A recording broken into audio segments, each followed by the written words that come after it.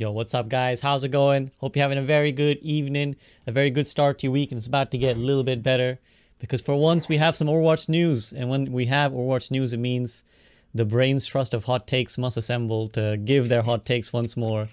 So let me get right into it, introducing the guests that need no introduction. To the side of me over here is my man Samito. Samito, what up? What's up? Good to see you again. Good to see you. Beneath me is Nateson, who is just adjusting some furniture. Nate, how you doing? Yeah. Hey guys, what's up? Thank you so much for having me. Slick guitars in the back as well, just showing off how much more talented he is than all the rest of us. And in the bottom left is my man himself, Freedo. Freedo, what up? Hey everybody, Overwatch 2. I feel like I'm alive again. It's great. Exactly. It's like it breathes new life into all of us, just about. And that on that note, we should get talking about our overall impressions to start with, because we've all seen, for those maybe who've been living under an Overwatch metaphorical rock for a while, we had a little taste during the Overwatch League Grand Finals of some reworks for Sombra and Bastion. So I'm going to hit it over to Freedo first, because Freedo, you've made a video about this already. You seem quite optimistic. What do you make of the overall impression of the direction of the Sombra Bastion reworks? And I'm going to turn you up because chat's saying you're a little bit quiet. Okay. Great. So I'm happy personally because sometimes when I speculate on Blizzard's intentions, I'm wrong, but I think a lot of times I am right. And in this case, I think you can start to follow the logic that they're saying, where team-based kit is like going down just so much more than even I anticipated in order to enable the individual, right? And they're really careful with their wording with this, and Aaron Keller was careful to say this on the stream as well. Like, the teamwork that you're used to and love in Overwatch isn't going away, but it's being condensed to such a small avenue, and I don't think we've truly figured out the ramifications of how that's going to play. Let me illustrate an example, right? In Overwatch 1, we know Sombra to be like damage, sort of. Like, if your lip, she looks like she does sick damage, but otherwise for like 99% of players, it's as if you don't have a damage player if you have a Sombra, right? That's the experience. But she hacks you and you are screwed for like an eternity, basically.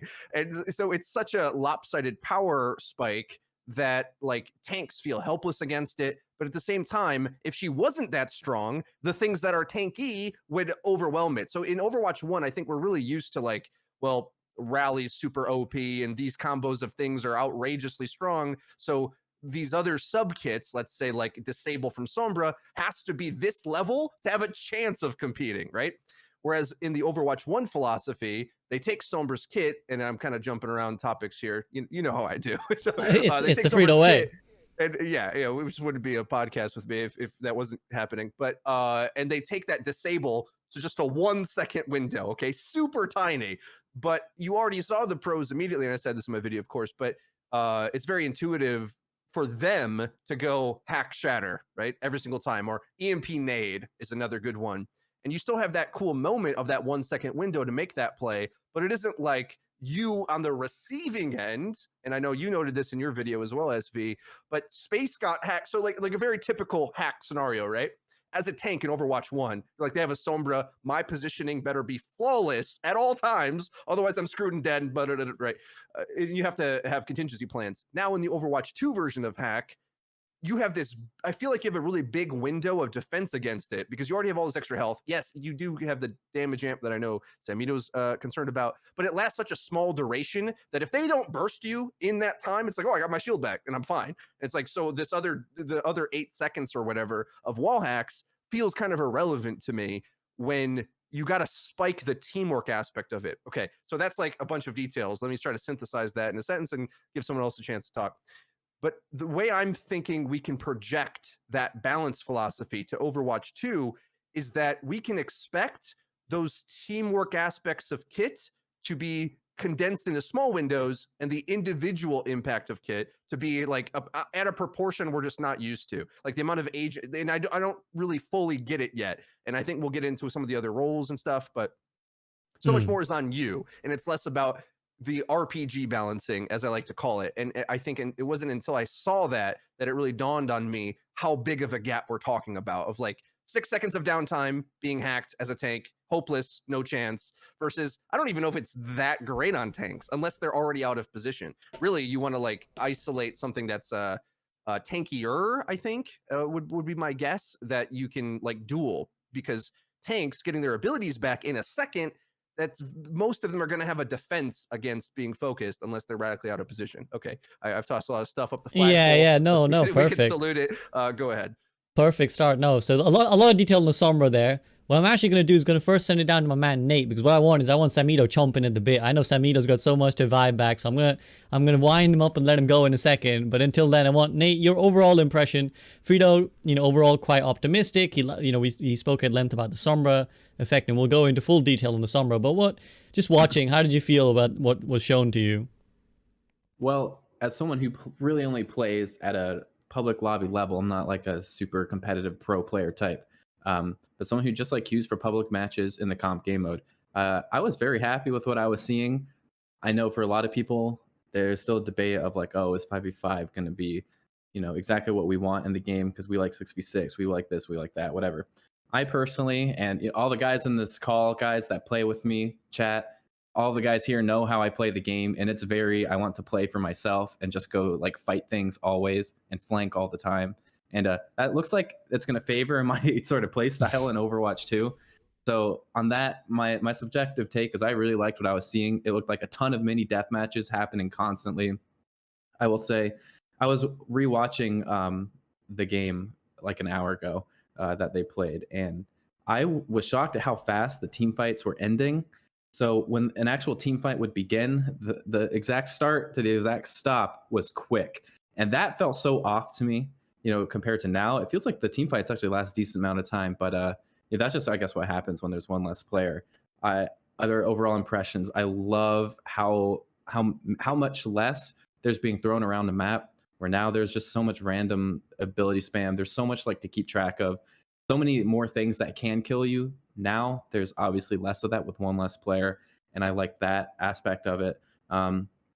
Ults look extremely lethal compared. I just remember watching Zarya when one of the clips, the Zarya grab 2, and that's just like a one team fight already. I mean, in Overwatch 1, if you kill 2 with like an ult, whatever, you're probably winning the fight, but not definitely. In Overwatch 2, if you kill 2 with an ult, I mean, you really won the fight.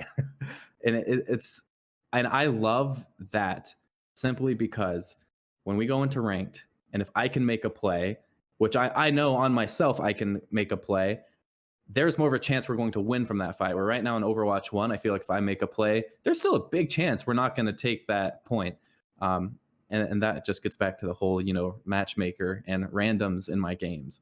And in Overwatch 2, there's going to be one less random that's throwing the match. Especially when you're playing with friends and it really tries to grab someone that really sucks to try and mess with your MMR or whatever. That's not going to be happening as much. And I really like that. Also, it even looks like playing a healer would be fun. I don't care to play supports ever. That's just not really what I wanted to do in FPS games. And they look like they were dealing way more damage than what an Overwatch 1 sort of match would look like. The Overwatch 2 healers were like consistently shooting enemies during fights, like way more than an Overwatch 1 healer would. And I thought that was cool. So those are my kind of initial impressions. Absolutely. I do want to make a mental note that, the point about visual clutter is maybe something we should revisit at some point, because it seems like they made a pretty clear note to try and strip back some of the visual clutter. I know some people were unhappy with the Mercy damage boost visuals, but I think clearly the direction is that they're trying to take it back. But now I want to send it over to my man Samito, because this has been optimistic so far. Sam, I'm guessing you weren't quite as optimistic from what you saw, at least judging by your tweets. Well, let me say that first of all, I had to make a joke about the Mercy comment. I don't think people are ever happy about Mercy. This is true. You know what I mean? This is very true. Like I'll say this: for all the grief that I give Blizzard, people know me to give Blizzard for. I will always say I give them credit where it's due, and I actually was pretty optimistic about what I saw, because I saw a couple things from it. One, I think that Sombra and Bastion both were characters that could be improved on. And I think that the way that they changed both of them is very good for the game, because I think obviously Sombra has one of the lowest win rates in the game, because her, as Freedo was mentioning earlier, she's really just good for her hack. And you need a good team to follow up on the hack to really get max value from the character, right? In low ranks and gold, the Sombra's going to be running around the map and stealth the whole time, which is kind of a bait for the character. But now you can actually make plays in your stealth. You get the damage amp. So I think the way that they fundamentally made Sombra operate is good. I think the values are too much. Because if you look at I'm not so much worried about what Sombra directly can do. I'm worried about the other changes in the game and how it will indirectly affect the hero. If there's less stuns, Sombra's uptime in general is going to go up. That's a big direct buff to her. 50% additional damage to hack targets you can hack while in stealth, and EMP doing 40% of damage. Like, I can see her being run a lot, very consistently. And now, while people are better at defending themselves, I still think that might be a little too much. But in general, it's good. I think Bastion, I was happy about that too. I think that if they're giving Bastion a little bounce, they ought to give Hanzo Scatterback. Just saying. Wait, what's But the no, little I think bounce you're talking about? the little mine The that he grenade. shoots off walls, the grenade he shoots off Oh, walls. gotcha, Like, gotcha. Okay. yeah. So I mean, in general, like, I think it's good. It's a good sign that is the direction they're looking to take heroes. I think Freedo covered it well, to give individual players a lot of options to outplay each other. Now, what I'm concerned about, it's not those heroes. It's the heroes that are fundamentally designed to do everything that they struggle with. Like, they don't really struggle with tuning Soldier, because really, when they're not fundamentally broken, it's just changing a couple numbers and you can really directly, it's easy to do, and it's just kind of a feel thing. But heroes like BAP and that do everything, Sigma that do everything, I think that's going to be the big problem. I think the gameplay looked great. I like push a lot. It's very fast paced. A lot of people are still concerned about 5v5, but I think the potential benefits of 5v5, if it's done properly and it doesn't just water down the game to absolute boringness, are extremely beneficial to where the game is at right now. And listen, I give Jeff Goodman a lot of grief, but I will say I was actually pretty impressed with everything that they showcased. I think his head's in the right spot for what he's trying to do. And I really, really hope that a lot of the newer characters, and the Doomfist rework, Doomfist is a tank. I don't even want to think about that because I don't think it can work, but we'll see. I'm not going to jump the gun on an overall take until we really see more, though. It's just in terms of these two characters, what I saw, if that philosophy and their approach remains the same for the rest of the cast, I think the game could look very good and very promising. But we'll see. I think I was definitely on the happier side of what I saw in terms of like just fundamental approach, foundation level. What are you trying to do? Yeah, I mean, that's interesting. Do you feel like you wanted to see more of these problematic characters addressed first, or are you happy Yes. that they went? Yeah? Yeah, I think Bastion and Sombra were two of the easier characters to change. So you have to, those are the freebies where you got to get right. Okay, Sombra, what's her problem? Low rank, she's bad. She's not really a self-enabler. How can we make the kit to be less annoying for players where it's like you get hacked as a tank and you're sitting there like, Jesus freaking Christ. Like, I am about to throw my keyboard off a skyscraper. I'm done gaming the rest of my life. You know what I mean? to now where it's like, okay, you know, the same options of the enable from the hacker there. Like, you can still hack Shatter. You can still, you know, do X, Y, and Z. So you keep her skill ceiling really high. If not, you raise it even more because you need even more teamwork to make that work. But you also give her options to individually make impact and individually duel a lot better. Really good game design right there. That is the kind of shit that we really need to see so that the game expands and doesn't contract when you have Brig, BAP, who gets Immortality Field, counters everything, and then like your options to win fights are just, you know, oh, force lamp, then win. Like, it's, you know, it's fucking stupid. Pardon my French. But and the same with Bastion, where it's like, okay, Bastion, he's just a gimmicky character, right? Like, he should never be meta. He's just like, okay, we're gonna go Bastion on this point. He's not gonna be able to play like a soldier. He's just one play style, can't individually enable himself unless you just hide in BS flanks. It's very clearly gimmicky.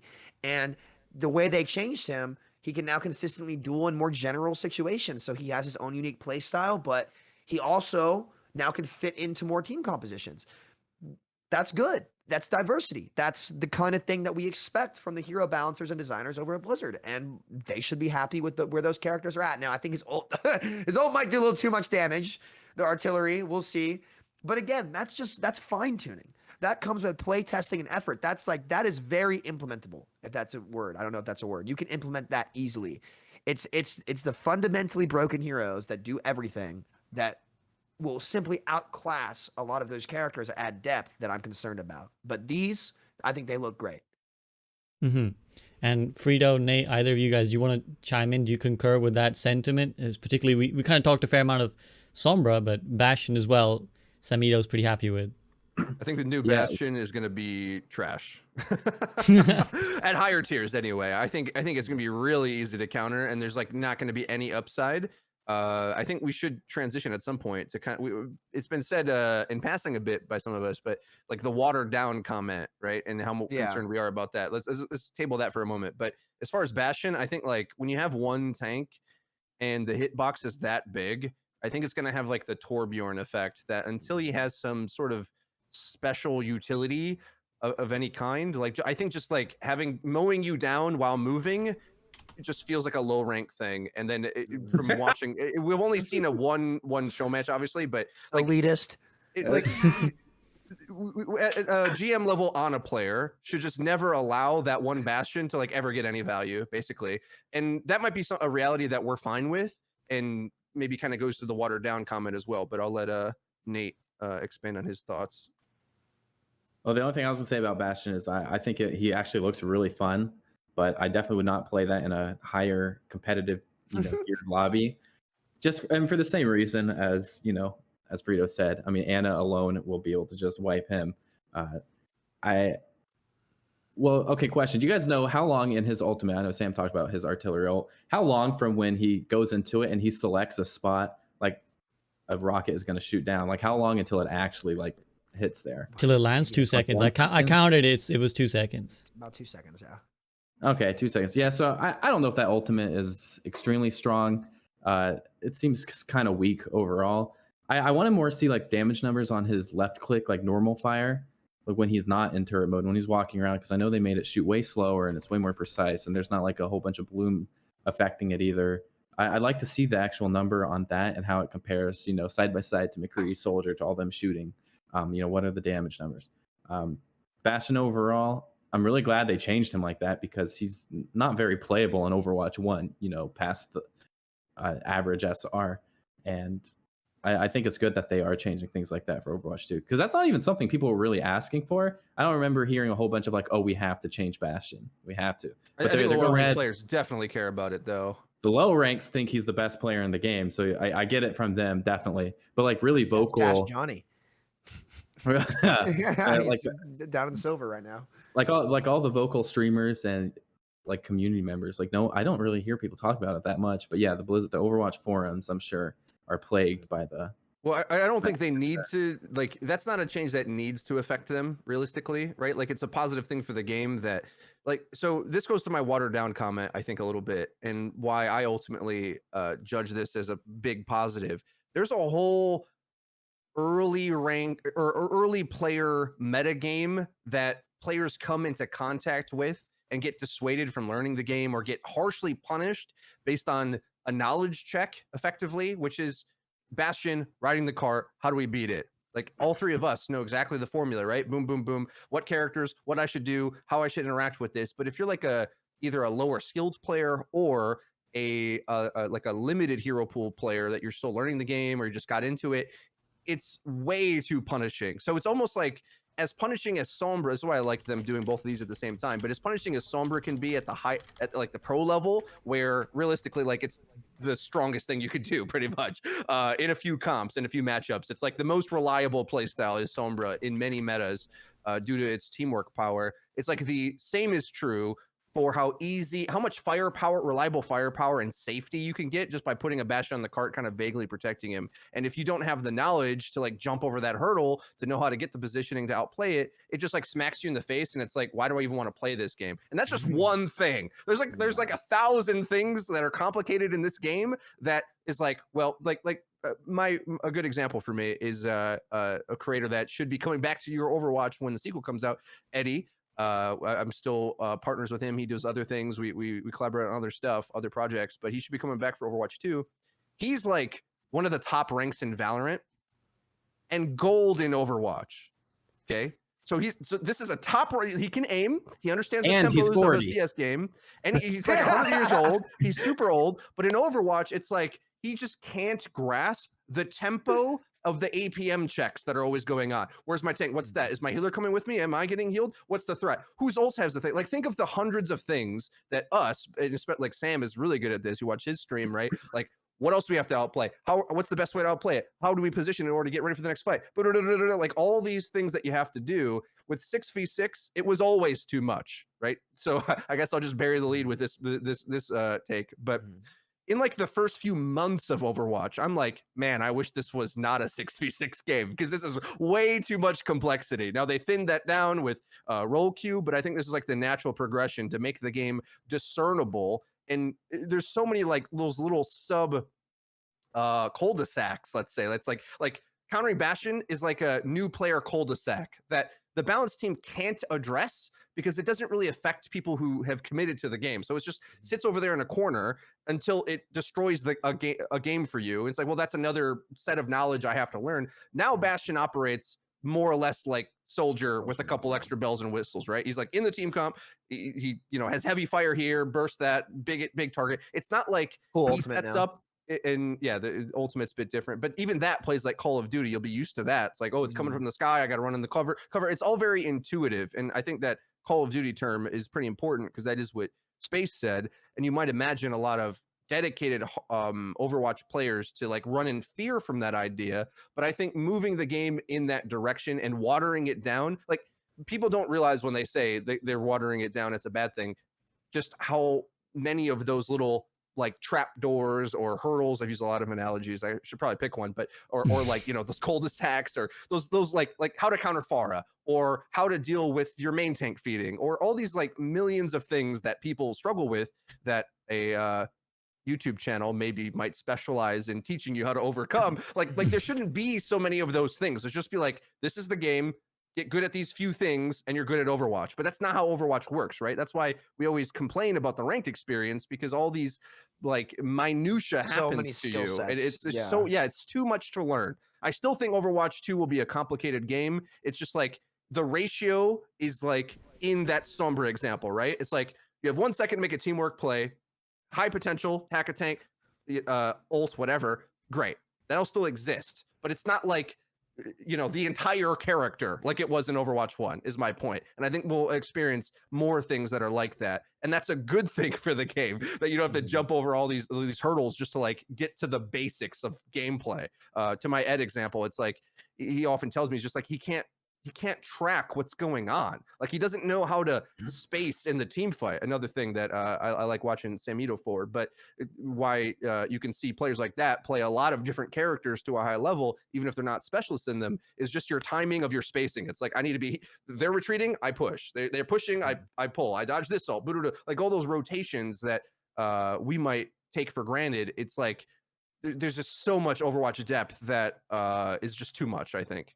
Sorry. All right, big rant. Yeah. I was gonna go ahead. Go ahead, Sam. You can go ahead. No, you're good. You're good. I was gonna say I just want to frame the discussion this because we kind of touched on this topic. So this is something I wanted us to get into anyway. So I just want to set the framework for the discussion and let you guys go, which is basically what we're talking about is a sort of battle, I suppose, for the philosophy of what Overwatch is. And this is something that we've kind of, there's been subtext basically where people have said, oh, they're making Overwatch less team-based. Like, that's why we loved Overwatch. I came to Overwatch because of the team-based elements. And there's kind of two camps. There's the people who feel, I don't like where this is going. I feel like it's taking away the core experience that I signed up to Overwatch for, which was the team play. And then there's the other set of people who welcome it, who want that kind of more individual power. Like you said, the frustration of dealing with certain strats or just your strat failing because it doesn't have 2 to 3 other people joining with you. And again, the Bastion example is a great one because people often ask, well, what do I do as a support? Or what do I do as a tank? Or what do I do if I'm not X DPS, if I don't play X hero that is the counter, right? And the underlying issue is people like to one trick. They like to play what they like to play. And on that note, I want to quickly just read out a thread from my man Jake. And we can pretend for a minute that Jake is here. I'm going to quickly read out his sentiment here. In regards to Overwatch 2, he says, Overwatch 2 thoughts, 5v5 is a massive change. Every player is individually more important. Again, that philosophy shift that we are talking about. In Overwatch 1, tanks are the most important role because they control the nature of team fights. After 5+ years, there were only 3 fundamental strategies: dive, rush, and poke.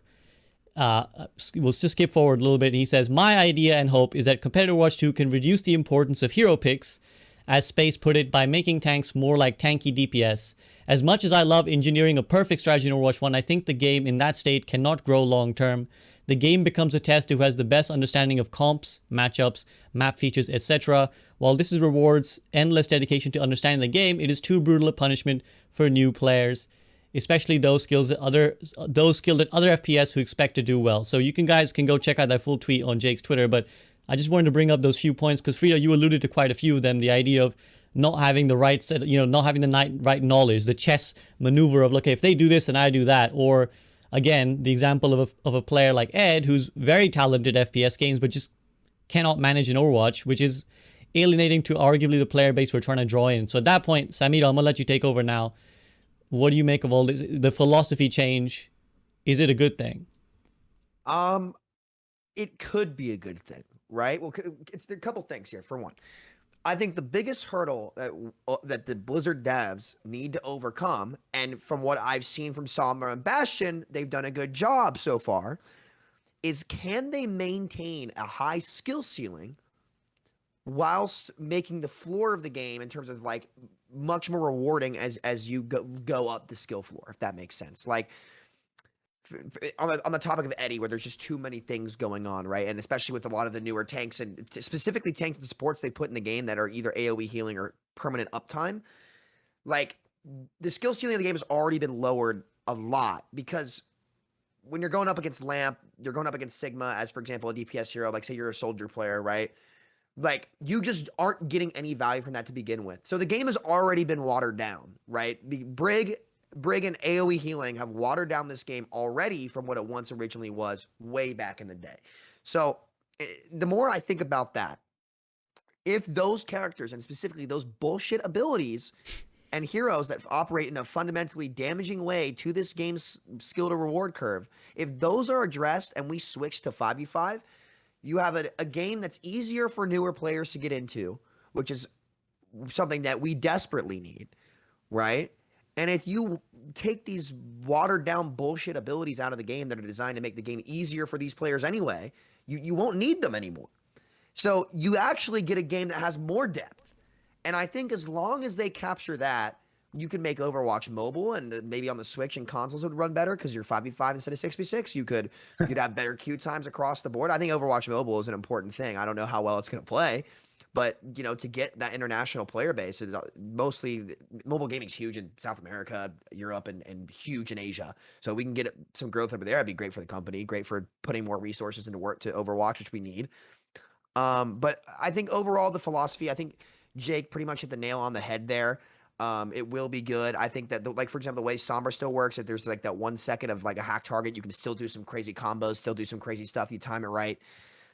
The one thing I think I disagree with what he said, I think supports have been more impactful in dictating the meta than tanks, just slightly. There have been obviously times like Double Shield where like they were meta, but I think BAP was just as imperative to that as before.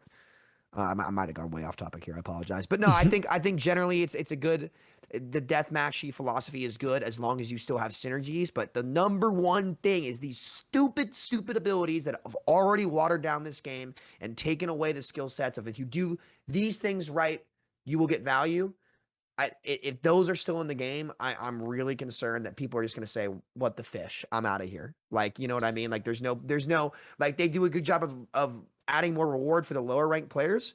But if the learning curve is still fucked in terms of, okay, you learn these things, you get value, and it adds depth to the game because you learn those things like diving, Genji Tracer together, or like Winston together. If that doesn't reward people anymore, then or if it still doesn't reward people how it used to when the game was game of the year and returning best well-maintained game, it won't change much. Yeah, this is really fascinating because I think in what you said yourself, it kind of encapsulates, I would say, the two sets of feelings about what needs to be fixed about the game. What you're kind of alluding to is definitely what the higher tier, the actual basically grinders of the game really feel, right? Or not all of them, obviously, but what a large section of them feel. these frustrating elements of the game need to go. Not a day goes by that pro players aren't frustrated by something like a lamp or something like a brig or something like how much Sigma does. And on the other side of the spectrum, we have players who never really encountered those kind of problems. They never really encounter a problem with lamp. It's the problems that they encounter are more just in the day-to-day experience, the feeling of the game. And the feeling of the game that they're worried about is, for example, well, I don't want it to be deathmatchy. I like the coordination. Nate, you kind of stand somewhere in the middle of these two. You're talented enough to easily be as high as you want to be, but you kind of tend to not play that much these days anymore. How do you kind of feel about that wrestling that's going on here? Where is your priority more where Samito lie? Like, does it lie where Samito says, where you want the problematic characters to be addressed and that will make you happy? Or are you more concerned about the sort of the ground up, the feeling of the game, the ability to just kind of one trick a character and things like that? Well, I've always been the opposite of a one trick, so I never cared much on that side. But I think problematic heroes and problematic abilities have been a large reason why people stop playing the game. So I guess you'd call me an Overwatch purist. I do not like the DLC heroes. I wish they were never added. And this is going to be a whole nother thing. No, go off, man. Just to clarify, by DLC, you mean all the new heroes, right? Like the new heroes added in. He doesn't even like Ana. Yeah. Oh, gosh, here we go. Here we go. Boo this man. Like Ana. I never liked Ana. I will say. Okay, go on your point. Just go on your point. Yeah. Okay, let me put it like this. I do think the DLC heroes have been just crushing to the game because I think the original vision of Overwatch. Well, I know the original vision when they were designing the game, like, oh, we're going to have all these heroes and they're going to keep coming out. But the ones that they launched with, having a Reinhardt and a Zarya, having a Monkey and a Diva, I think like the core gameplay of that, the Tracer, the Genji, I think that was like the best. It was beautiful. I think that is like the best gameplay you could have in Overwatch. It's just like the kind of comps, the way the games played around those heroes, the skill ceiling. I mean, it just felt infinite and it was so fun. And it felt like every time you died, it was because you did get outplayed. But then, the Brigs come and the Bats. Mm-hmm. And there's all these things that are just annoying. There's Sigma. There's Orisa. Orisa's never triggered me as much. But yeah, and again, we get to Ana a little bit as well. And I'll always say when I'm talking with these guys in games, I'll hear me die to an Ana in some way. I'll be like, I hate that hero. I wanted it removed. On my list of heroes that were problematic, Ana is at the bottom. Like Ana is like the lowest priority. And when because Ana was the first DLC hero that we ever had, and I didn't care at all when she came to the game initially. I didn't have any problem with her. But I think I became annoyed with her after all the other heroes had also been added, and then I just look at Ana as well. I'm like, oh, she was part of that group of now there's like some sort of stun type of ability being added. So I hated her for that. But if we removed all the other DLC heroes and kept Ana, I wouldn't be upset.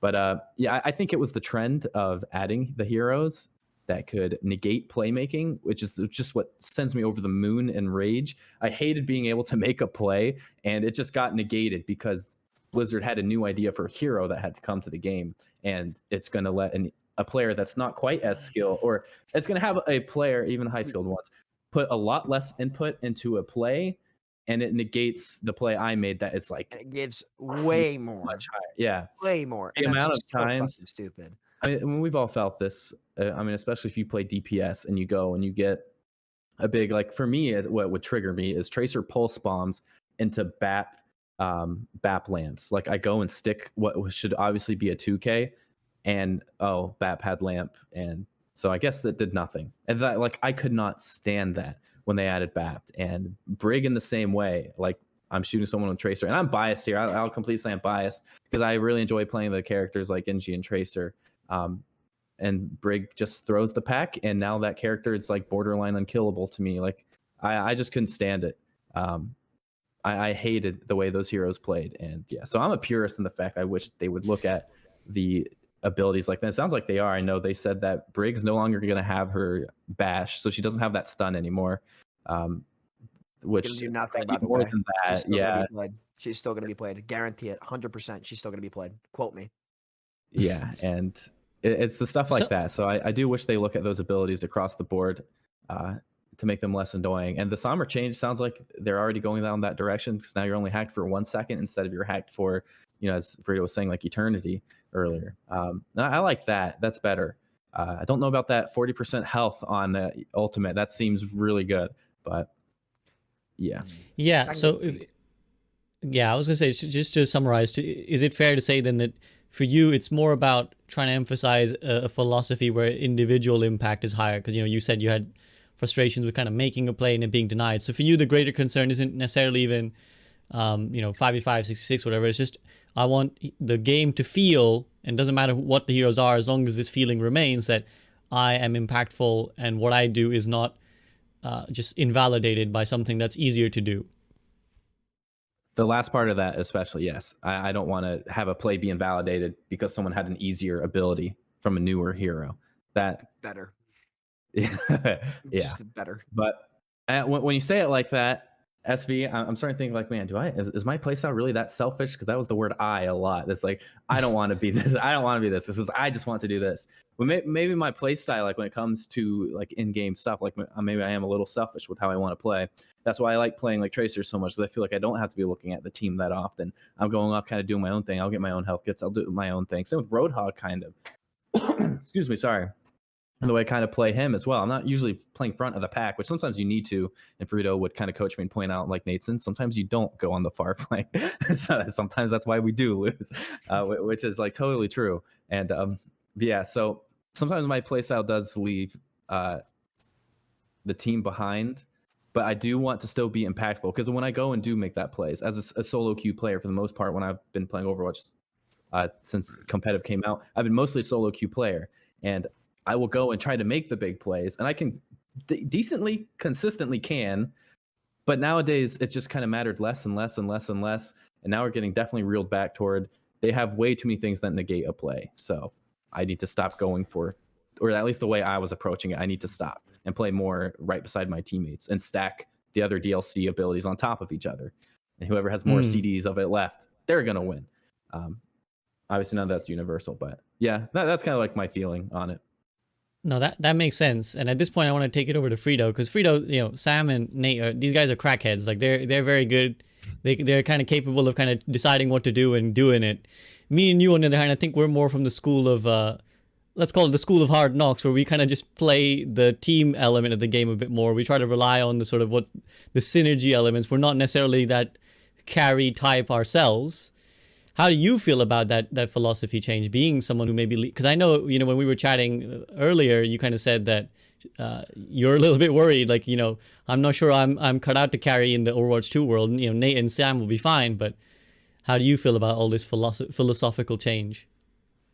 Yeah, I think a lot of it's already hit us in many ways, though. I think it's just going to be intensified with the sequel, where I already feel that way about the balancing now. So there's okay, so I'm going to try to clarify some of our terms here, so that because I know often Blizzard does end up watching these when we make them. So I think we got to be really careful when we say something's either oversimplified or watered down, and rewarding skill. So I want to try to describe this for everybody, where there was a esports game that I believe is called Shoot Mania that was developed intentionally to be for esports, and then it flopped. So like the way I would describe this gameplay is like, imagine crap graphics where you shot like one ball at a time, and it was like it's trying to maximize skill, basically. So the more simple you get the game to be Pong, basically. It's yeah, like, I was going to bring up no Pong. strategy. Pong is the extreme example, right? Where it's like, it's all mechanics. I hit the thing back to you, you hit it back, and whoever hits it more wins.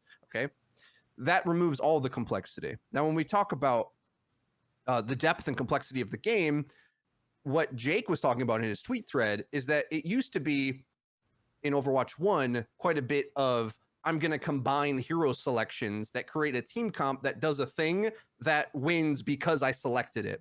I like to call this RPG balancing, because the way team comps used to work and function is that if you just understood how those 6 pieces went together and what like passive effect almost, like it's almost like you're building an RPG kit or build or whatever. Or like a card deck.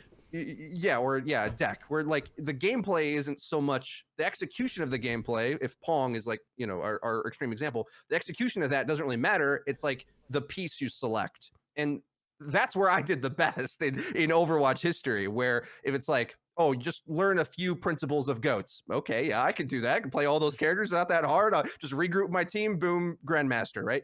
Or like what are the most important parts of double shield? Did that as well. Like, I went pretty high with Ana in the Roadhog era. It's like if you can just sleep Roadhog every time because it's like a very singular meta in the Gigahog era, like your team had a massive advantage. Now actually, I think the game's oddly enough, like here's the weird thing. Once they balanced the game better, it actually got more complicated where more of those things mattered. But at the same time, also your skill execution mattered more because they took a lot of the innate things down. This is where I think I probably disagree a bit with Sam's takes on some of these, where you look to like Brig originally, so much of it was I exist. It literally was I exist as this character, right? So overwhelming stats. My one that I still lose sleep over is her little shield. It's a Winston bubble. Wasn't it more health than It like was Orisa's more. Barrier now or something? It was So more. this It was more than tiny. Winston bubble. It was like more than 800 health Winston or bubble. something, or 600. I can't It even was remember 600 what it was. and Winston bubble was 5 at the time. Right. So. It was just an outrageous, like, it didn't make any sense, right? So, like, I could hold my position and never move, and I'm like tankier than a real tank. It like that is like clearly not really following rules. And I think maybe a good way to think about this as well, and maybe where I disagree with Nate a bit on this is like I think we often have rose-tinted glasses to the Overwatch 1 launch era, where you forget like D.Va had 4 seconds of defense matrix. And when you say, well, there's things in the game that outplay me like Lamp today, people forget how upset they were at D.Va for quite a long time. But I think that's another good example because it shows you the offensive bias that the balancing went towards with the micro missiles and limited DM. We like it when those aspects, again, it's like maybe like the 90-10 rule of the Sombra rework, right? It's like you get this little bit of teamwork and then mostly the rest of it is a shooter game. That's how D.Va feels now. I don't think anybody complains about D.Va now, and she's a really top character, armor. Okay, not most people, but she's really powerful, but she doesn't fundamentally break the game, right? Like she's definitely a top tier pick, but it's not like the whole game revolves around here. And in fact, in many cases, I think you probably prefer Sigma due to him being even better than that, right? So that kind of like implies some balance to me. But anyway, my point is that I was trying to get to is that when we talk about like watering down the game, to some degree, if you want skill to be rewarded, you have to remove the counter-picking strength of things, which is also why I looked at Bastion. I'm like, there's no way that's going to see high tier play, in my opinion. Because why would you ever pick Bastion if Tracer's good, or if there's a McCree? Like, what does he do that's fundamentally different than characters that'll play the same position, right? And I think with Overwatch 1's balance, they were able to get more diversity because a lot of the DPS picks got gimmicky tricks. But as they start to remove those away, I think we have to be ready for actually that what will be watered down, quote unquote, is like the gimmicky things that we're able to reach like a pretty even point, right? So if you can't have CC on DPS, well, we got May Freeze, they talk about reworking, they got sim turrets that are slowing you down, like all this complexity that the DPS cast eventually got in role queue. That's got to be simplified. And when the role is mostly about dealing damage, well, then it's simple. The answer is easy. It's a very solvable solution where there's probably going to be much fewer characters that are good, which maybe then I might say it's time to bring up the podcast bingo card that's behind it. I was hoping I'd draw that sentence out long enough until SV responded, but I took a shot. Hero bands or something. Yeah, take a shot, right? Like you might need something like hero bands in that world, because like if the DPS role doesn't have like 100 mechanics anymore, and instead it's like everyone's got their little bit of utility, but mostly they're about damage. If it's sort of that Sombra balance, then you can expect, well, it's like, and this is where I might disagree with Sam on like worrying about the 50% damage amp, because I'm like, well, if like the role of DPS is just to do damage, I need to see that disable is better, or the time it takes to cast that is somehow more value than just playing Tracer in that position. And if the role is simplified, and that's the nature of watering down the game, where those counter picking and team comp strategies are intentionally being watered down. that's what gives it the Call of Duty-esque effect when you're playing. Oh, my screen froze. Yeah, You've transcended. It's all right. You've Freedo's transcended. on the next level. He's already there. We'll try He's to at catch a up. whole nother level. Let's see if I can refresh that. That totally threw me off. But like, so what I'm trying to say is inherently, if you're trying to bias towards skill, the complexity of the game has to go down because you're closer to Pong as opposed to creating a deck, right? Like these are opposing forces. And personally, anyway, with the way Overwatch 1 has been balanced so far, I think they have required that to take as much execution as it can, right? Like we still all the Overwatch player base, I should say, still want some level of that RPG aspect of it, where it's like you have characters that do crazy things, whether it's like I eat abilities with Diva or whatever. It's like there's always going to be some nonsense in the game. That's like the point of the game for a lot of people, which I always try to stress to you guys. It's like maybe Brig will still be too good, or we got Lamp and all this, but it's like expect a handful of more nonsense. Okay, like the game's gonna have nonsense in it. That's already going to be the case. But that's the game we signed up for, and I think the best thing we can ask for is that it be like not break the rules of gameplay by making all these like BS cul-de-sacs and not rewarding the wrong things. Let's say as long as it's the reward mechanism is right, then I think we'll be fine. Went off on one there. I lost track of. No. Yeah. Can I add on to that point? That No, I was going to go to you anyway, Sam. Yeah, so go ahead. I think the way that you said that at the end, Freedo, is perfect. The issue with a lot of the crazy shit in the game right now lies in the fact that it replaces what made the game fun and chaosy and whatever it may be you use to describe Overwatch, right? Like Immortality Field, it does not matter what actions you make leading up to that point. No matter what happens, no matter what you do, you are hard stopped. Doesn't matter. Like in the original game, there was all kinds of these diverse actions. Like the best example I can give is Deflect versus McCree Stun, right? Like you weren't guaranteed a win with either side. It really came down to how you use your ability. And since almost every ability in the game operated that way, what ended up happening is you felt like there was a game that had so much depth to it, like there really wasn't a ceiling, right? But when you have heroes like Brig, Sigma, even the way Orisa was changed was terrible for the game, in my opinion. Terrible. I don't like it at all. What ends up happening is you just replace what made that game seem endless. And if the game doesn't seem endless, like as if there's so many things you can improve on, you lose people's interest to grind the game. You lose people's interest to grind the game. You have top 500 at 3.9K and even now in the season, right? Where people are like, why am I going to sink time, effort? I don't think any of you guys said that you've sunk time into ranked unless you're playing together, which your group queue needs to come to. But, myself too, like I barely played last season.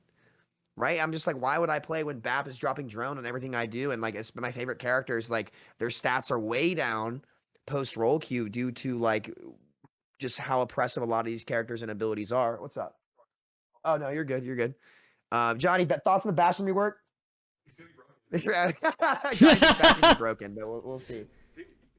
Straight while in fucking turret mode. Like, what do you mean? Well, yeah, how do you hit that? How do you hit that target? That's half your screen. Yeah. Jeez. Well, there, that's I was gonna say that's another perspective for you, right? There's the silver perspective you're talking about.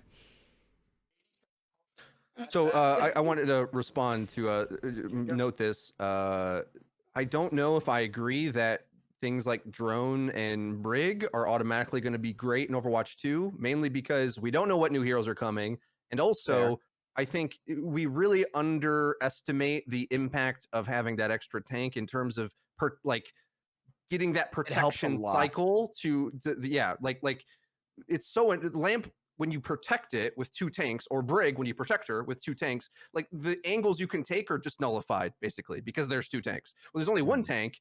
The Brig having a shield and even when they try to use Lamp in Overwatch 2 in the show match, it's being forced out in the open a lot more, or like the whole game's about getting angles anyway. If we got Nateson on his hog and tracer flanks all day, well, where are you hiding that lamp? Like I think you're gonna feel a lot better about it when you can interact with it in that way, and maybe they'll still be good, but I just mean I think it's more that 90-10 rule perhaps, where like you don't create the, like I think we're still thinking of like, okay, Brig's just a problem, but we're forgetting that she's a problem because you play around her, right? You, and I mean specifically you, Sam, like at GM, you guys play around her. Nobody else plays around her. And the 99%, like that, it was a pro tip for you at any rank, okay? If you say to if you have a Brig and people are like, oh, don't, like we have a Brig one trick, we're just gonna lose, not enough healing, whatever. You just play on her and you win. Call exactly what I was gonna say. Just protect her, protect Brig, okay? Protect Brig, and you'll all live forever. And they're like, oh wow, now I see why it's broken. And she'll build her rally faster too. So yes, walk around her at all times. That's the trick, because then she gets rally, and then rally's OP, and you run at everything. Okay, so that you know that, and your processing automatically says, well, that's OP. But my point is, no one else really experiences that. So that's why this is like good. They'll be able to balance the game for that one tank, and it'll be more streamlined. Now, what might happen is characters like that have a drop off at higher tiers, which I know we probably all want. But like I think that's more likely rather than like them buffing it to what I hope they don't do is try to get those characters to fit at the highest tiers, right? I think the skill drop off should happen. Like if we see something like Brig's shield feeling like she can't deal with these off angles that I'm saying are going to be strong, we might just have to say, oh, I guess they'll have to learn to play Lucio at higher tiers. Oh no, or we need hero bans or something like that. Because like I think that's more likely to happen, basically, where the higher skill ceiling picks will kind of walk over some of these strategy based picks, let's say, or positioning and more defensive based kit. Because if they can't interact with it, they might struggle. Brig is a concept as well with their healing. It's like you have one less tank to like bully around and CC and stuff. So I just don't see her fighting DPS all that well when she's getting poked down. That's one less tank that she has to pack, is my argument. Like I'm telling you, I think that affects BAP much more than it affects Brig, because Brig's already shown her capabilities to fit in with Brig's Zen. I think the way she heals, she'll be so strong no matter what. But I 100% agree with you on BAP. I think that because the tanks, like generally, like when you stack the sustainabilities that they continuously give in tanks, like with AoE healing and BAP and all that stuff, it enables it so much more. I think BAP will be a bit of a loser in 5v5 for sure. I think Brig still is just the ultimate winner of the game with just how she heals. But I think you're definitely onto something with that point for sure. Yeah, there's two things I want to bring into this equation to kind of even complicate matters further, because I'm loving the sort of depth we've gone into here, and I kind of want to add two more elements. Is one, staleness, and two, esports versus casual. So the two things I want to, first thing I think is a lot of what we were saying is compounded, I think, by the staleness of it all, which is that we've had two heroes in 2-3 years or something like that, and not many maps, if any, that anyone really enjoys anyways. And of course, that allows pros a lot more time to figure stuff out, right? I think when the game is in a lot more quick of a flux, you don't have stuff figured out as quickly, because we've kind of, waxed lyrical a little bit about OG Overwatch. But again, sometimes you look back and you read things that existed in the game, and you're like, I can't believe we played in that game, and we whine about stuff more now. Like, some people in chat mentioned like Mass Mercy Res. There was the Moth meta. Like again, we mentioned how Brigade Drop was like crazy. And there's been other little anomalies that stand out where if the game changes quickly enough, we don't necessarily grind it to the min-max. And again, this is where people at Samito, your elo, they're affected the most by this, is that when something is min-maxable, they will min-max it and they will figure it out and they will break it, right? And then you're in a situation where it's like, it's this or nothing. Like, it's either lamp and you play around it, or it's nothing, because we know how to do everything else. And this is what comes out best. So there's that element of it, which lends to sort of esport aspect. But again, how other esports tend to balance this is usually maps. And one thing I know the devs have spoken about is how they feel that the maps have kind of gotten away from them, right? Like Aaron spoke quite candidly that he felt like the recent maps they designed just weren't cutting it. They weren't cutting it. There was too much open space. They didn't like it. And of course, when we saw in the little preview of the Rome push map, it was the opposite of that, right? It was like very, very tiny areas, lots of nooks and crannies. And then there wasn't really like this sort of hard corners that, Freedo alluded to, where you can just drop the lamp around the corner and we set up here when we fight from here. it was a lot of like fights taking place everywhere. And of course, we take that with a pinch of salt. And any theory crafting we have to take with a pinch of salt, because it was a group of players who've never played Overwatch 2 before. They only had access to a handful of the heroes. We don't know what other changes are going to happen. But with maps being kind of having a new philosophy design as well, these are all things that will play into making Overwatch feel very different. So to the sort of gripes that you guys have about, well, stuff gets broken and, skillless stuff gets rewarded, is a lot of that also down to, like I said, staleness? And is the answer to kind of keep things fresh? One benefit of that is like, if you're on a faster cadence, then it's not broken for long. And like the truth is, it's gonna be broken. Okay, that's what I'm trying to say about all these games. There's always the new thing. For it to be relevant, has to be kind of broken, usually in concept. Now, hopefully, if they are good with sticking to their role philosophies, which, as I mentioned in my video, wasn't even a distinction in Overwatch 1, right? They had offensive and defensive heroes back then, along with tanks and supports. So now that they're like balancing for a role, it feels much more like an esport game to me, where at least it'll be on the bounds of what we expect. It's like, okay, this is a flanky type hero. And we've already seen this, like Reaper, for example, is a rework that I think is pretty underrated. I wish he wasn't as good as I think he is. Luckily, the community barely plays him or knows how to play him, so it doesn't ruin as much of the game as I think it could. As me and SV always like to riff about Reaper, us being unskilled players, let's say, that just go on the timings and run in and get free kills. I think Reaper's like, for an average level player, Reaper's way too good in my opinion. But they went from like trying to make him a tank buster. Meanwhile, in reality, the things that actually bust tanks were much different and more about like the higher level teamwork aspects of the game. But the recent rework has just put him kind of somewhere in between Tracer and McCree's positioning. Kind of, it's like he can pressure a little bit. He flanks like Tracer, goes up, and I think Overwatch 2 will expect all the roles to work kind of that way. Now, one thing I wanted to mention as well before I forget, I think Aaron Keller's been doing a really good job as well. I'm happy to have him at the helm. It just feels like he's pretty chill, and I like his that, like SV brought up, his being candid about it. I wanted to just mention how much of a big deal that is. I mean, he was the map guy for Overwatch 1. He made King's Row, so he's like, yeah, well, I always like it when the devs feel like they could admit their mistakes. I mean, I kind of like Havana though, Sam. I don't know you hate it, but I think it'd be good if they flipped around the flanks. I think it'd be fine, to be fair. But yeah, anyway, so like the new map design, I think, is much closer to like a more complicated King's Row than even Havana, perhaps. With like as he's saying, so you had two main points in that SV. You're like the maps. Was there like another thing that I'm missing with the complexity? Yeah, just the map design. Usually how games are fresh. Because again, one thing Samito was alluding to is yeah. Yes. Let me just finish that off. I was going to say that one thing that games do often, because the problem with Overwatch often has been, is that the same comp gets run everywhere, and then we get bored. Whereas most games, like again, I was watching a bit of Valorant.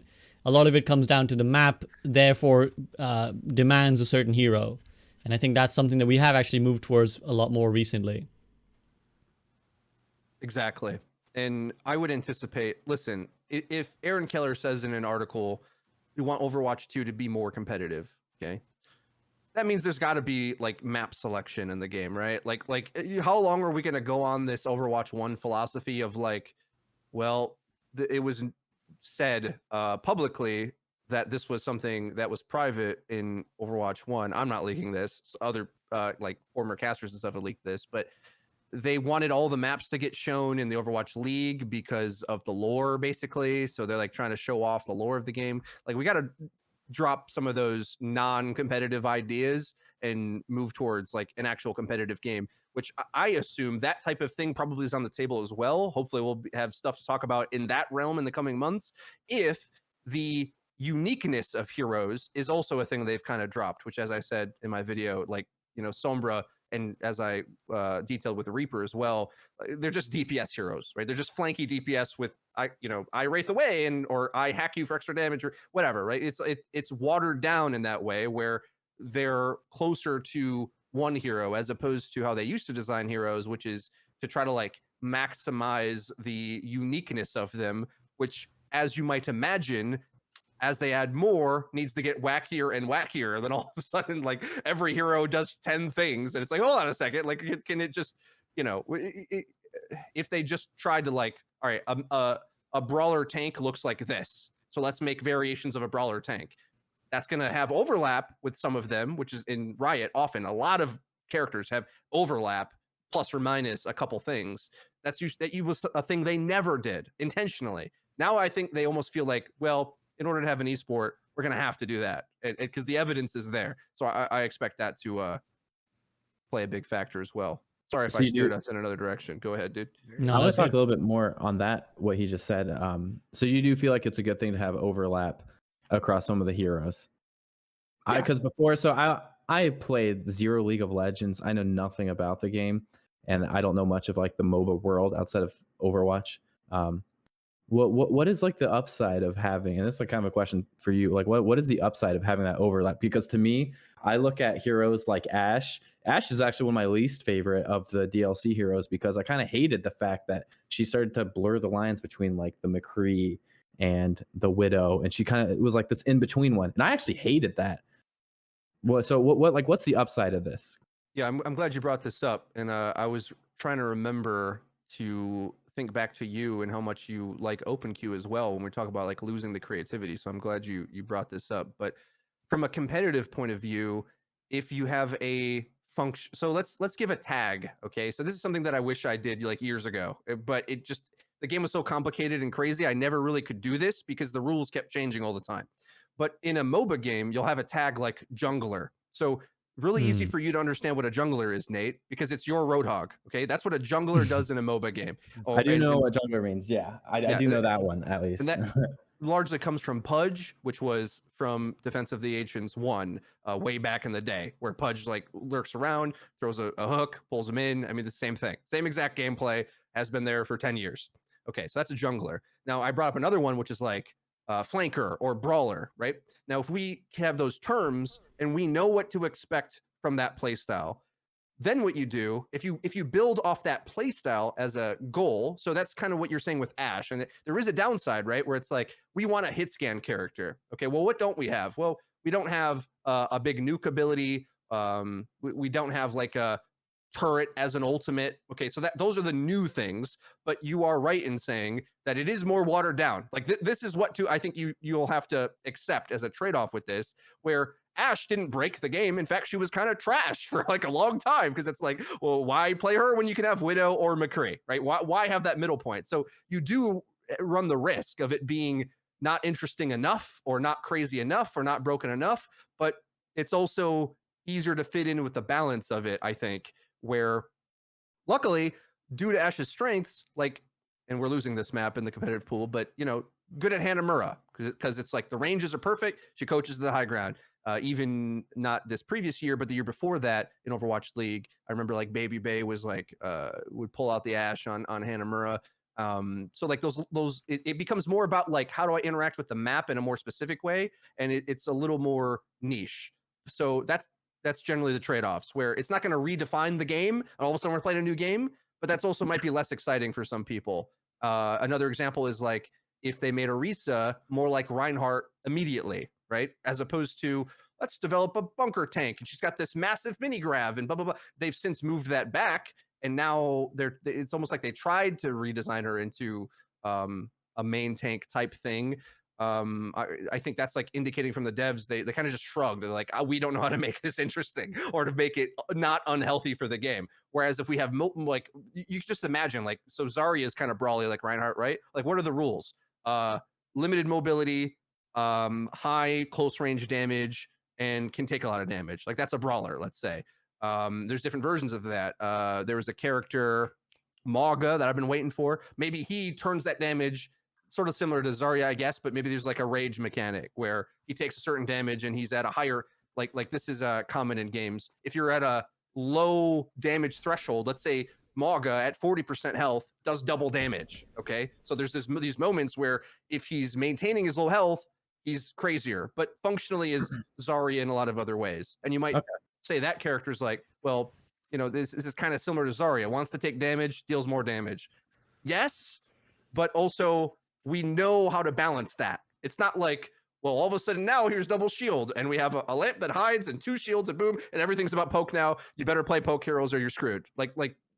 So you avoid that, but it also might be a little more boring. Okay, I gave a lot of examples as I Yeah. tend to do. I hope I Yeah. destroyed that question for you. No, You yeah, no, absolutely did. I thought that was perfect. I like all the drawing the connections to the other games too. Someone actually put it in chat here. It was Super Joshi 94 when you started talking about it and drawing the comparisons to like kind of League and how much overlap they have. I was exactly thinking the hero ban system thing, like, oh, this is all the more reason for us to have a ban system in Overwatch, which I know Freedo, you are totally on board for, as am I. And I think everyone in this call is. Is everyone here for hero bans? I'm neutral. Neutral, SV. You change your Yeah, opinion no, a lot, I'm- it feels like. It depends on how broken the most broken DLC hero is in the game at that point in time. So It's interesting you say broken instead of variety as well, because that's like it's so, not variety when it replaces what made the game fun rather than adds to it. Well, let's say we're in the world where the game's like toned down and balanced, but the answers are really obvious of like what you should play, and you should just like let's just say like I'd you gotta be play okay Widow. with that. I think I'd be okay with that, and I'd like to specify something as well. Like hero overlap does not necessarily mean watering down the game. At least when I'm talking about watering down the game, my personal definition of it is what are the chain of events to win, and is there still depth to that? And when I say depth, like, are the amount of things you need to do to win, like, could it potentially go on for a very long time if everyone's playing properly? And, you know, when the cooldown exchange is going on, for example, is one inherently much better than the other? And, like, does one just auto win? Right? Like, for example, Pulse Bomb versus Immo Field. You lose every time. Doesn't matter what you do. You have to force the field first. And if you can't, you're SOL. Right? I think that there is a difference between watering down, like, characters and what the design aspect is of it in terms of like what aesthetic goes into it, and a watered down version of gameplay itself. My biggest concern is watered down gameplay in 5v5. Right, the mechanics maybe is what you're focusing on. Whereas I'm talking about the complexity, I suppose, and the variation. Yeah, it will not. I think mechanics is an undersight because, for example, like Lamp like is a nuclear deterrent where like Nate said, like I could go in, make all these smart flanks, but if they still have the drone, like I'm just not gonna really get anything from it. The same with like original Brig. I just want to see that same level of depth and the ceiling of cooldown exchanges where like you could do so many different things and nothing's set in stone, but Bap drops Lamp, he's still shooting you while he's immortal. You have to answer to that. I don't want abilities like that in the game. That's my personal. That's my opinion of watering down the game and like 5v5 potentially doing that. I have a question then. I hope I'm not hijacking the. Go ahead. This is interesting. Schedule, no, you're good. But, so here's the thing though. So I'm trying to devil's advocate this. Mm-hmm.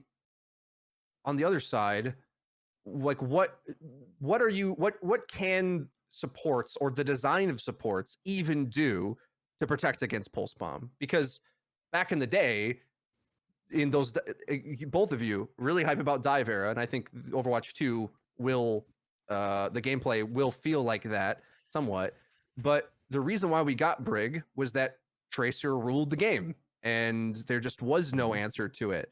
So if you don't have BAP field, like, are we just expecting Zens and Mercies out there to? It's like, well, you should have headshot her, or you should have flew away. Like, and that's it. You just lose every time. So it almost like no matter You're what, playing Mercy, you get stuck. Yeah. Someone feels like they're on the receiving end of someone else's BS. Always. That's the nature of Overwatch and the matchups as they exist. Now, luckily, I think with heroes being less severe, we might expect that to feel less severe. So, like to our Bastion example earlier, like SV was saying, what do I do if I'm not playing a hero that even counters it, but my team thinks we need? Like, I always advise people not to play Reinhardt into Bastion if you're in gold. I think that's a huge mistake. You should play Sigma or Diva. But let's say you're on Reinhardt and it's like, well, my shield's going down and I need everyone else to flank and they don't, I lose. I think there'll be less things like that. But then what we might be asking in our Tracer example is does the game just turn into, well, hit a sleep dart on a forehead? And because that's kind of how it was in Dive Era. It's like hit an ability that's really hard to hit. But most of the time, I think here's another thing that another way to illustrate this, perhaps, a term that I stopped using, but maybe might make more sense in Overwatch 2, is like the matchup. Like in fighting games, you might we might call like who should win the matchup between Tracer and Ana. And then maybe let's modify based on rank. Okay. So at like GM, maybe I'll give Tracer like 60-40. But in Plat, it might be like 80-20 or something like that. Because there's no peel and their mechanics aren't good enough to hit an Ana ability. So the Tracer can kind of vaguely poke them down. That was the world that the entire player base existed in, basically, because everybody's Plat and below, right? So if you're playing a game where Tracer rules the game, like the devs, what do you expect the devs to do is what I'm trying to say. Like, how do they even fix that, right? Or is your answer like get good scrubs? Because I don't know if that's like my that answer works is, for people. if Tracer's dominating the game, you should nerf Tracer. Nerf either the pulse bomb uptime for one. If Anas are consistently losing, then give Anas more options. You could potentially give her 2 nades, but reduce the effect so that, if the Tracer's taking the duel with her, she has more time to actually nade herself and enable herself. How about any flanker? Because we're talking about Overwatch too. Because we got Sombra doing it, coming out, hacks it during which the biz, dive, by the Reaper way, does it, flankers will every be very Tracer. good. Yeah, flankers will be very good. So I think this is a very solid point. And they'll all be kind of similar, as we said earlier, right? That's why I'm saying. Yeah, absolutely. Like Sombra and I Reaper have and Tracer no and option. Genji, kind of the same thing. Yeah, I have no I'm not against at all giving support players more options to counter and duel these players and win. My issue, more so, is the answer is not to put Brig in the game and just have them automatically have the advantage from picking a character. Like, I am totally okay. Like, for example, I think Ana's biggest issue against Tracer is that her cooldowns are very impactful, but they have a lot of downtime. While Tracer's uptime is really, really high in the backline, and this is why I think she's so consistent, or why she's so good, is because she's consistently able to be one blink as you reload, and you already got your next clip on the Ana. But the Ana nade's cooldown is what, like 12, 10, or 8 seconds now? Bottom line, much higher, and you have much more downtime compared to the Tracer when it's much harder to hit shots. So maybe one answer would be to increase Ana's uptime, but decrease her effectiveness or power of the ability. So, for example, one potential answer to that would be if, say, Ana's just getting shit on by Tracers in low ranks. Okay, how can we help this but maintain her skill curve? Well, we could give her 2 nades, similar to how Junkrat has 2 mines, but reduce the duration of the anti-heal and the heal buff. So that way, in these fights, she has more chances to heal herself and actually take that head-on duel with the Tracer, right? That it's not like Brig, where it's like, well, she just is tankier. She just is better than the Tracer. No, she just now, if you're a better player, you actually have more opportunity to match Tracer's uptime in fights. That would be a better answer. Personally, I think you probably would need to nerf. I expect Tracer to get nerfed from where she is now when Overwatch 2 comes out. I think that she's going to be so good. Kind of do what you're saying as well. Yeah, right? you're like right. They The do have support self-heal. regen does It's help. not as big though, because you'll need downtime. You'll need like a Mercy-esque level of downtime of safety. But so they are kind of dealing with that as well. So that's my answer. You can absolutely change cooldowns and effectiveness of certain characters that maintain the game integrity, that maintain fair play, that maintain the exchange of cooldowns that gave Overwatch so much depth without putting Brig in the game. You can do it. Is it easy? No. I'm not saying it's a walk in the park, but it's absolutely doable, and I think that's what made the game so great and made people feel like they had endless time. Because like if Ana has more uptime to nade herself, or I think Ana should be able to nano herself. If say you get stuck and you're like, well, is that just it? Well, why can't Ana nano herself? If that Tracer player is going to commit an ult on me, I see no problem committing. How is that different than Lamp, Sam? How's it different than Lamp? Because it's not a guarantee win. Because the Tracer, if she sticks you and you get stuck and you nano yourself, you can stay in the fight. You don't have to switch targets and you can still kill her, right? But if it's Lamp, you're just fucked and you get absolutely no value. Pulse might still kill an Ana through. No, I think she might barely survive. 300 damage, I believe. Half of that. So 150. 150. So, but you can still, but as a Tracer, compared to Drone, like you can at least stay in that fight and potentially get value, right? Like it gives it's not a team-wide thing. I understand the downfall. What I'm saying, it's an ultimate. I get what you're trying to say. My point is, it's functionally an ultimate. What I'm trying to devil's advocate for you is like, no matter what, you're just coming up with like a similar version of Lamp. That's kind of my point. It is, but it's not as egregious. Eventually, it still comes down to 2 things at once. Yeah. Admitted. But I think what you may have to just accept about the game though is like we have Brig, we're gonna have more characters like Brig. So I'm well like that, aware. like that's just a reality of like if I'm you wanted to well play a aware. full, this is where I always go to my Shoot Mania example. Okay, the game nobody's ever heard of. If you wanted to play a full shooter game that's all for esports, I mean, Quake Champions was right there. Like what you got to remember, like what do the scrubs of the world like me and SVB do? What characters can I play? I was saying this in the chat to you guys earlier. It's like I already feel like I probably should just play Mercy because I don't know if I have the mechanics to reliably land the mechanics that are required to play any of these characters to like a GM level anymore in Overwatch 1. And I think that's just going to be worse. Now I'm fine with that because my enjoyment of the game doesn't come from like what rank can I achieve by BSing the metas like I have for the past 5 years or whatever it's been. I don't need that to enjoy the game. In fact, I enjoy the game more when it's more difficult for me. But it also is punishing, right? Like the answer can't end up being like, well, every character is going to be a shooter character. Like that's just not going to happen, right? There's no problem with that. Mechanics of the game. It's just like how high should you be able to go in the competitive tier with those picks, I think is a reasonable discussion instead. Like how valuable, how strong should they be at higher tiers as opposed to like, well, if it's an easy character with a drop off, I think we're always all fine with that. But I think to your we're Tracer agreeing example, right now. like I think she does have like they definitely tuned down Brig a lot where like at the pro level at least Tracers kind of walk over them a bit. Like you can't even pick anything else. So that's like where it goes to the other degree where Brig has been balanced, I think, pretty well. But like these pro level Tracers stick her every time. And it's just like, well, that's your best option, but like Tracer still runs the matchup. And I think we'll see stuff like that in Overwatch 2 as well. So I don't know if there's an answer to this other than let's maybe just introduce hero bans so we can mix some of this up a bit because otherwise like whatever you can survive at and not auto lose is going to be what you have to pick basically, whether that means it's a high skill pick or I'm a character with a button to survive, whether it's self nano or drone or whatever. It's always going to come down to those two principles. I think you either need to be able to fight back or push a button to survive. That's it. That's the only thing existing in the game because remember we're limiting the team comp power. So it's not going to be like, well, if we just switch over a few picks, we can still get this to work. That's not really going to be a thing in Overwatch 2, I don't think, based on like what Jake said being true. Can I add on to that real quick before we subject change? Go.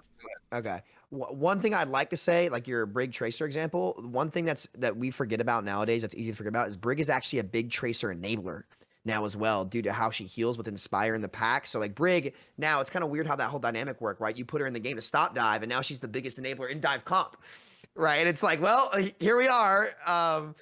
But I think we're actually agreed, Freedo, as well. Like, I don't have a problem with like, I don't think the game should be all mechanics. But if the game's not all mechanics, the characters that aren't mechanically intensive need to operate like Reinhardt and Winston, right? Where they don't require mechanics, but if you have a great sense of game flow, you have a great sense of like positioning and everything, like you should absolutely get rewarded. And that's what made Overwatch so phenomenal. But even to that degree, I think that's my biggest gripe with Brig per se, and maybe Drone too. It's like, well, that hurts the main tank more than it hurts the DPS player. You know what I mean? Because now it's like, well, what are you supposed to do? Like, you know, I do everything right, but even with my brain power, it's still just a win button, which is why my personal answer would be nerf Tracer into that question. Sorry to stay on that point. Like if Tracer's mechanically just dominating that much, you got to nerf her. It's that simple. But yeah, I actually think we ended up agreeing a lot more than what we thought. I agree totally about your points about mechanics and game sense. There's always going to be broken stuff in the game like Brig. I just hope that it gets tuned down to the point where those do-it-all characters have a drop-off at high-level play and maintain this skill-to-reward curve that you and I have talked about many times and that I'm sure we agree on. I got a question for everybody. We'll see. Yeah. So let's say we go into a world where the hero diversity is shallow because of this skill reward principle existing. Is that one we're happy with? Like I don't think they're adding hero bans. Just put it that out there. I don't think that's gonna happen. But what might happen is like the game, like so an example I think of is we all remember, well, I think we're old enough to remember Team Fortress 2, which Overwatch takes from quite a bit.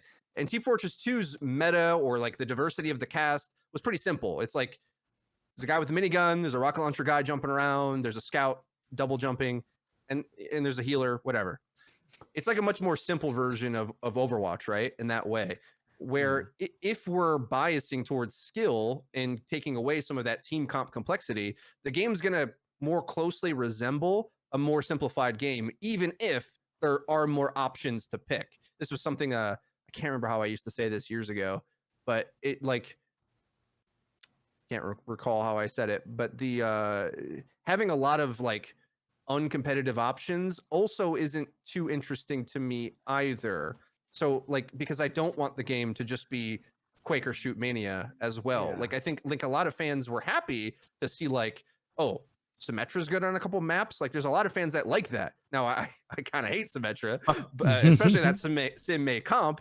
But at least like from a strategy diversity perspective, they kind of landed at a point with Overwatch 1 where, well, Zen and Ball's broken, but Brawl can be broken on the few maps if you play it right. And like, so we kind of reached that zenith already. Like, we've seen that. But with the Overwatch 2 philosophy, we might land into like, we forget. Okay. I keep bringing us back to this. Don't tunnel vision on Brig as a concept or these individual abilities like Lamp or whatever. The rule set of the game from the dive era was supports got deleted.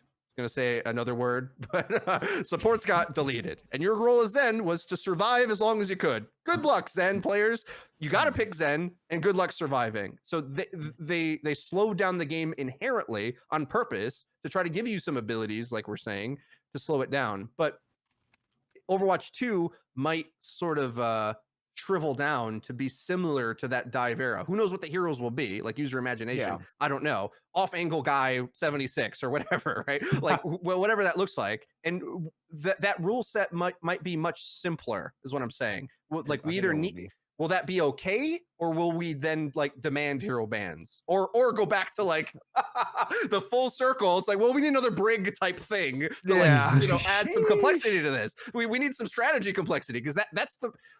When I bring her up Brig, I'm trying not to have us like just think about the mechanics of Brig. What I'm saying is Brig fills a Brig-shaped hole in the Overwatch cast, okay? Like, to change the game so that you feel like you can interact with it from different positions, as opposed to just being a DPS carry the entire game fest, which I think a lot of people didn't like back then. So I think anyway, I've put the stage for that. Go ahead. I was gonna say, I think what we're alluding to as well is like, are we going to solidify the principles of the game? This is what you've kind of, I feel, been alluding to all this time, Freedo. It's like, if we go that direction, we'll solidify what the game is supposed to be, right? So again, think of a MOBA. We know what the key principles of a MOBA never change. It's the same exact thing. Top, middle, bottom, the same map with these 3 lanes. This is the creeps, this is blah, blah, blah. That aspect never changes, just like the heroes that you're picking might change. And I guess what you're asking then is, are we okay solidifying the game as this is Overwatch? Because at the moment, Overwatch is liable to change completely with the introduction of any one new hero, right? And that's something we have seen with Sigma and Brig and BAP even, right? Like, oh, this new hero completely changes the game. So I guess what you're asking is, for you to put it another way, is like, are we okay simplifying or not simplify, let's say solidifying the game to be, we know Overwatch, we like Overwatch to be like this, and indefinitely it should be like this forever, and new heroes will just kind of slot into the same archetype? Or do we have the coin flip, which is, well, we like the fact that heroes can come in and completely change the game and give us a fresh new experience, but sometimes that also rankles deeply with us, because it's like, well, this guy is bullshit now and I have to pick him because he defines the game so hard. Another way I might ask the question is, like, how do they create meta diversity in 5v5? How is it even possible? Maps. It's really, really, really, really, really going to depend on the map structure, how much cover there is. Like, because for example, like I can see Rhine changes being really, really strong on a map like Kings Row, but if you were to put him on Junkertown right now, like in 5v5, night and day. Like, the map design is going to have an enormous impact, because I think the best possible comp to play in 5v5 when there's less tanked appeal will be a form of Tracer Dive, 100%. That is something I can say pretty confidently right now. I think heroes like Tracer, because of her consistent uptime and what she can do, like that style of comp, like Ball triple DPS is almost what it feels like to me, right? That style of comp will dominate.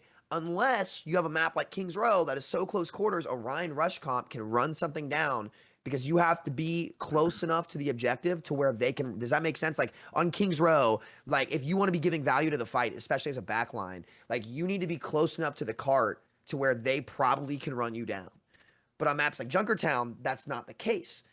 So I'm gonna stop myself from rambling here, but the number one thing that we are unsure about right now will be the map design and what kind of, how far do you have to rotate off the objective and how long do you have to stay on it in order to like get value. And if it's a low time frame, you'll see some Lucio Moira rush probably, but if it's a higher time frame, you'll see a lot of like, I think Brig Zen will be. I obviously have not seen the other supports. I think Brig Zen will be incredibly strong. I think Ana Brig. I'm concerned about how hard it's going to be to build Nano. Maybe Ana with the self heal changes. I think Brig Zen Sombra will be really good because Sombra does not like take off Zen shields anymore. And I think stacking the Discord or Nano or damage boost with like the Sombra new passive will be really, really, really, really good. And that she can hack an Invis too. So I think maps and how they design them are just going to have an enormous impact on that. Number one factor. Nate, you concur with that? Yes. Thanks for your input, Nate. Well, slow down, Nate. We only have so much time, man. I was eating ice cream for a little bit and checked my phone, and so I did zone out the last minute. No, you're good. You're good. You're good. Sorry. It's just, Well, I think essentially, maps are just going to dictate the game meta more than anything. Yeah, I'm a little worried about this actually because the game modes are more uniform than before. We're losing 2 CP, which like in some eras, like, you know, Bunker was only good on defending 2 CP, which is like, so that's a another style of comp that had variation. We're losing the whole assault archetype, which biased more towards like bigger ultimate combos, as just really gimmicky gameplay that we don't really want, but it also was like a tool, a balancing tool that you had to play these maps that you could see some variation on it. Whereas now the game's closer to, it's like we have another control almost, essentially. Yes. Another it really plays deathmatchy exactly like style. Control. Yeah. Aaron Keller, I thought, did a really good job explaining it, and I thought was evidence in the gameplay as well. But like, there's more rotation punishing, like there is in transitions of payloads, but because it goes back and forth, like it is a bit like Control. I think it's actually, I might say it's closer to payload, to be honest, than Control. But anyway, my point is, I don't know if the maps can get diverse enough, basically, because I always felt that like if you think about all the payload maps and hybrid maps, are they really that diverse? Or are they all just like an Overwatch payload map? Like you have extreme ones that are longer range, I guess, like Junkertown and Havana, but I think the game mode type does more to change the map than inside the map mode. Does that make sense? Mm. And if we have another one that's a similar like follow-up, like another payload basically, Yeah. then which in some ways this is good, okay? We talked about the complexity before, like removing 2 CP, really good for the game. But as far as like diversity of strategies, like I like we don't have, so the only other esport game that really has multiple modes is Call of Duty.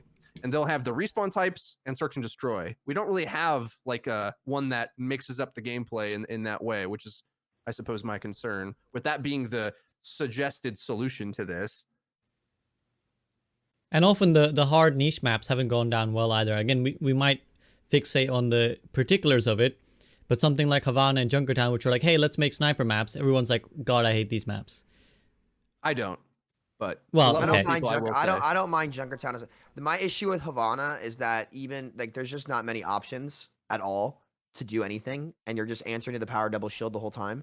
Like if, for example, if point one, if you went into that left room and you could make it around to their second spawn, the map would be much better because you can actually flank with your Sigma, split teams, make decisions that add options. If the flank on point 3 was on the left side rather than the right side, it gives you more options, right? Like my issue with Lana is that there's only one option to really push each choke, and you can't do it, right? And it's just bland, boring. But in terms of, I also want to address what Freedo said Go ahead. before we I think Freedo, you can get diversity of strategy. The key thing is, like, for example, like, you know, when you're pushing the card on Havana, you like snipers have all these high grounds and long lines of sight that you can't run at with Reinhardt or something like that. Like you have to make some crazy obnoxious rotation to get to them, and it wastes your time, it wastes your consistency, it wastes your uptime of pushing the payload. If they have maps like that, it'll kind of force the divey, you know, or sniper mirror poke. or you know, and you can't really run rush because you can't make it there. But if it's a map like Kings Row, that's still like a pushable cart where there's a lot of corners and stuff, where that distance to shoot at players is not nearly as long. And this could be the distance between 10 and 15 meters. Very minuscule distances make a huge difference depending on the shield values and the sustain values, since there's not two bells and whistles as we used to describe in Goats Meta to keep the Reinhardt alive. That'll be the big difference maker is those long lines of sight to shoot and high grounds to shoot from. Yeah, no, absolutely. I think again, yeah, it always does come down to execution at the end of the day. And you know, we can say, well, in theory is this, but you know, your point, Samito, and just like, well, it's not the theory that I have a problem with. It's how they did it. I guess the underlying issue that I was kind of trying to raise as well is that if we think of the player base of Overwatch, they don't really like the idea of the map dictating their pick in many ways as well. This is the kind of elephant in the room, is that people do like to just one trick or two trick or play whatever hero. And I think that's one of the reasons probably why people hate, you know, have such strong fixations on like, I hate Junkertown, or I hate Havana, or I hate, think of Paris and Horizon, right? Where they were like, well, let's make this map where bunker is now strong, right? That was the idea behind Paris. Like, hey, this is really perfect high ground with one choke and bunker is strong. And in a way, that works for the pro level is what we're saying. Or we're saying, well, this is how you create hero diversity at the pro level. You have a map that kind of dictates and really favors a certain playstyle. Is that to some degree incongruous with the regular player base who say, but I just want to run Rhine in every map. But I don't want to have to learn ball and flex ball or, you know, whatever. I just want to play far every map. Does that kind of, is it incongruous somewhere? Go ahead, Samito. I'll make mine quick so you guys can get to it. I think that if maps are designed well, you'll have options to play many different things, especially for your average player, because the margin for error at low levels is much higher than it is at high level play. And I think the reason why high level players hate Havana so much is like, there should be options to play. Like, for example, if those two flanks were, if the first flank was on the left side of the map and the third point flank on the far right was on the left side of the map, like you could run Rhine Rush and make a rotation, you'd have a chance, right? But the issue with a lot of these maps is that there's not even the option to really do anything because of their design. And I think that's what people's issues are. I don't think it'll be a big problem for low ranks. The margin for error is very high. And if the maps are designed well, especially push with its fast tempo, you should on paper be able to play a lot of different things. Yeah, I think I'm happy you guys said that, because I think my concerns are pro play pretty much, because I think when the game's focusing more on mechanics, it, like, even though I think Bastion's trash, if you master that new Bastion, you know, maybe you're diamond on him, but like gold on Soldier or something. And for the average player, I think you're going to feel more so you're in SVB's like argument where the game gets to a point where I want, like, learning other games is really insightful to me, to come back to Overwatch. Like in a fighting game, right? I always bring up a fighting game on this show, but you're not expected to learn all the characters. You learn your matchups, but you only get like the mechanics of a few characters. And that's just like a really poor way to play Overwatch 1, I think. Like, I think that's like a terrible way. Instead, you should learn the meta and then why that interacts in that way. With more in the meta, it's like at its peak complexity point now, in my opinion. But when team comps aren't as important in Overwatch 2, you just need to execute your hero, pretty much, whatever it is. Shoot the other guys and don't die. Like it comes down to that Call of Duty-esque stuff. My issues for like what I really enjoy is pro level play.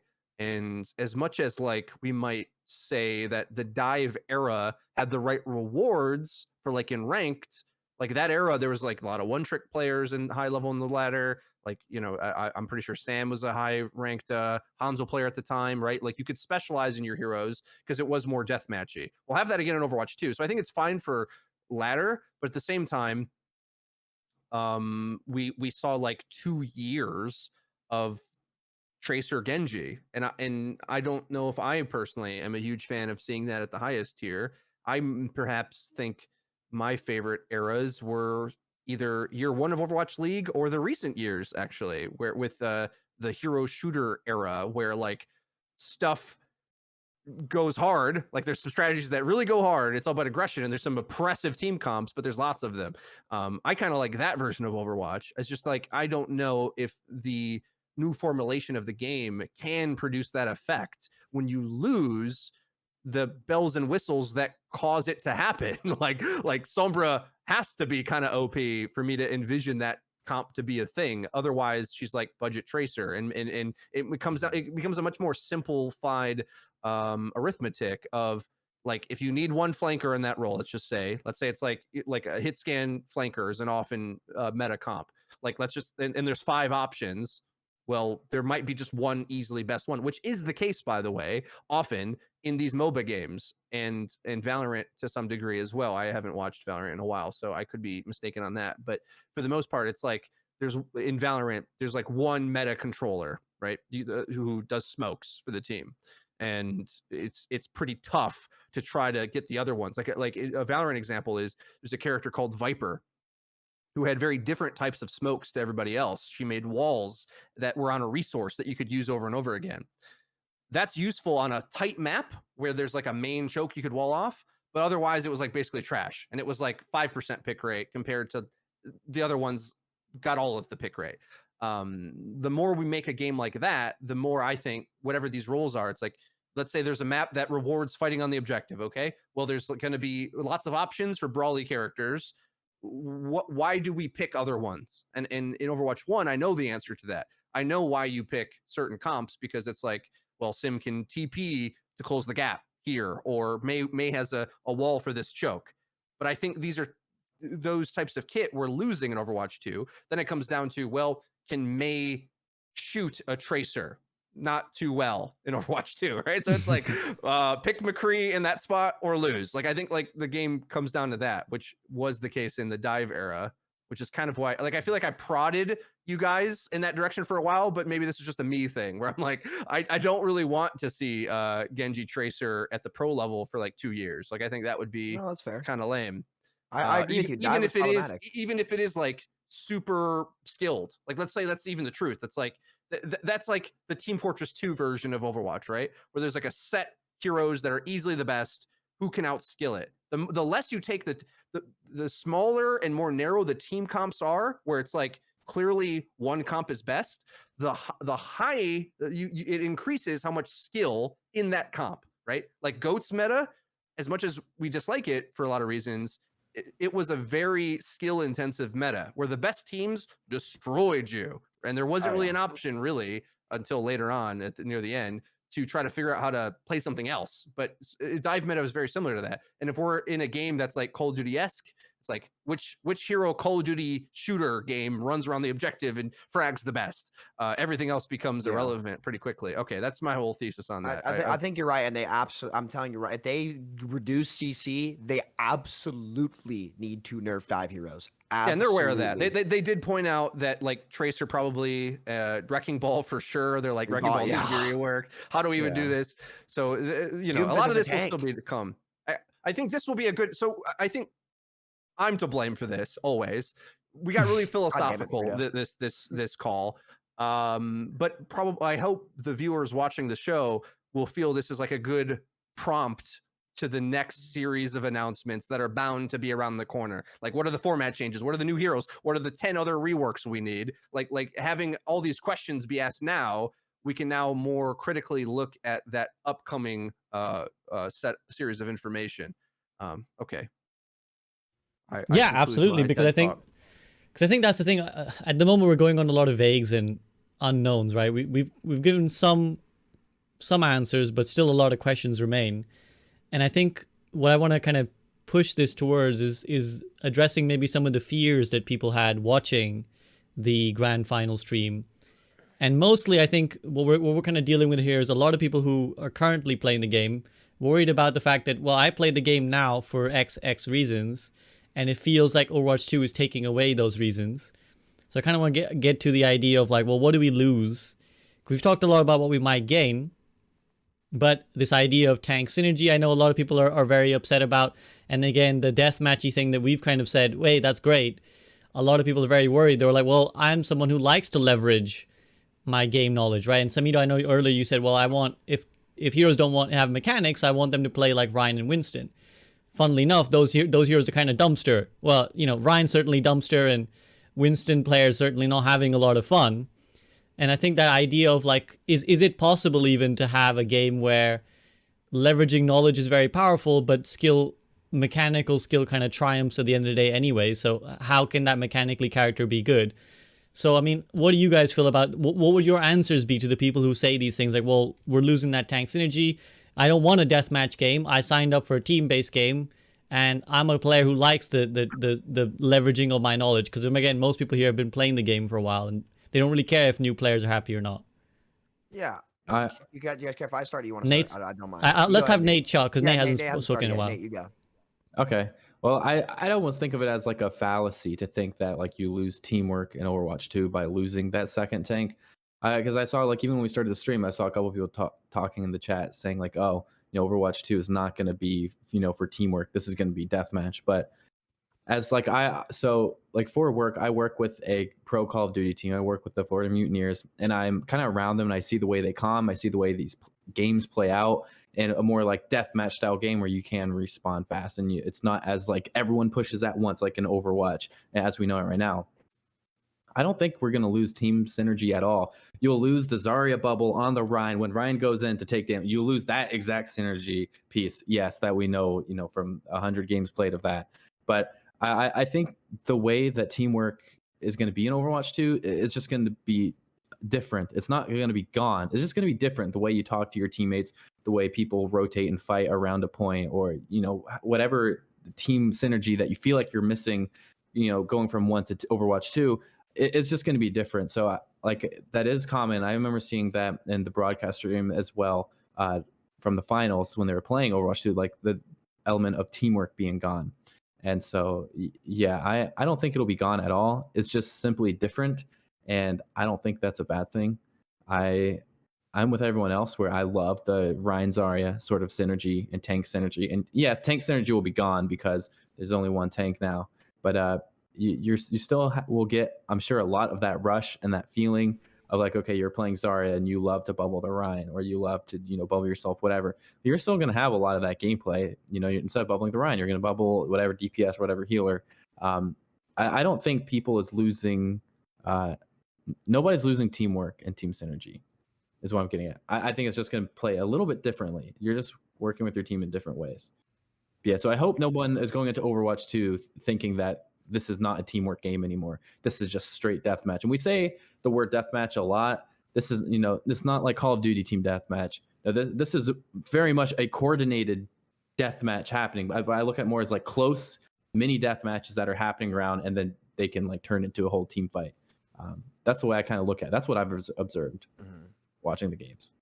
I have a bit, but that I want to remember, but I can let you go first if you want, Sam. If you want to remember, Okay, so go ahead, Nate. I want to say one thing real fast. I have to leave at 7:30 as well, which is in 13 minutes. You're good. All right, we'll Bro. start heading towards wrapping it up. So go ahead, Freedo and Sam. I recall I had a video that broke this down, but the Soul Dynasty used Reaper basically like an engage piece, which is very similar to how things work in MOBA games, Dota especially. In Dota, there's like a whole tag called Initiator for like characters that are good at like setting the engage.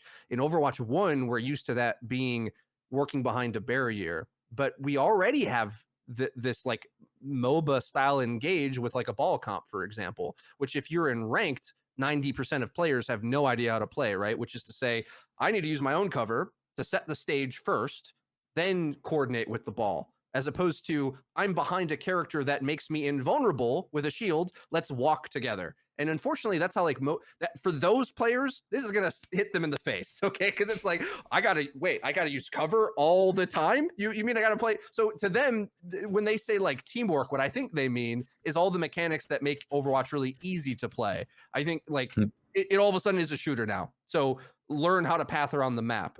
You better learn how to work that jungle flank and on those ganks, right? Because the game will play more like that. Because if we're saying, okay, ball's super broken, it's because of what I just said. The things that set the engage will feel different, and how you path through the map will feel different. You can go on the objective and fight on there and everything, right? But like, you just won't have this sense of security regrouping with your team when you guys did regroup, which, like I think what's important to know is like the gap between your team regrouping and the enemy not, or vice versa, rather, your team not regrouping and the enemy being together. Like you step out of spawn, insta die. Like every game I watch is sort of like that, where someone just isn't tracking the regroup right. and the enemy has 2 tanks, full safety, and you don't. You just go out too early and die. Like the aspect of that will be diminished a bit because at any point you can get an angle and you are more likely to see something you can interact with, as opposed to Overwatch 1, where it's more about, like, we say MOBA, but really, like I said, MOBAs play with the engage type that I was saying before, where they path individually and collapse. Whereas Overwatch is this entirely different thing, which has a concept of a protection tank that makes it easy to path. Like that power, not only is it super low now in Overwatch 1, but there's only one tank, and oftentimes you might not have even the character of that type. I mean, you might not have a Reinhardt. Like we easily forget that like 70 to 90% of players expect Reinhardt in every single game, or it's unplayable. So it's gonna be a big shock for them. Yeah. So I think that's like the teamwork. That's what they mean when they say the teamwork's going away. Oh, sorry. So yeah, summarize my point. Soul Dynasty, I think it was last year or this year, I can't remember. They used Reaper's Telly and bubbled him. So that will still exist, right? And Doom will be different now. Maybe he's a tank or whatever, but like double Sombra hacks will happen every game. Right. Like if you might send your Tracer in front to receive the bubble. So it might be more about the resources going to the damage picks that go in as opposed to the tank. Or, you know, I envision it a little bit more limited, where if you need a peel, you need Diva, whereas maybe you have a feeder character on your team like Tracer, maybe you need the Zarya, but it's just where the resources go, and the look of how that initiation is set up will be closer to a MOBA game. Go ahead, Sam. I think you hit the nail on the head. I think if people are teamwork between tanks specifically will go away, but it's a very shallow view of the game to think teamwork is going to go away in its entirety. It's just who you are enabling is going to be very different. As Freedo said, bubble Reaper in extremely strong. Even now, you see that happen. When I used to bubble Blossom into goats all the time. It was like the meme. We called it the alpha TP. And this is, I don't know if you guys remember this back when we were picking Reaper when they first buffed him in ranked, because the ranked divas sucked. So you could actually run that Reaper into goats. There's a video of me and DeFran playing, and I just locked the new Reaper.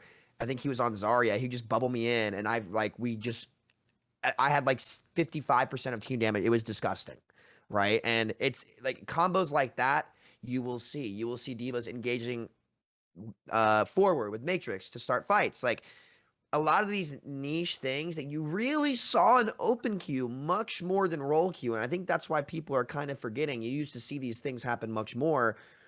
But to say teamwork is going away, I think you will be very surprised, especially if the high sustain where for example, Brig or BAP aren't as good necessarily because there's one less tank for them to heal.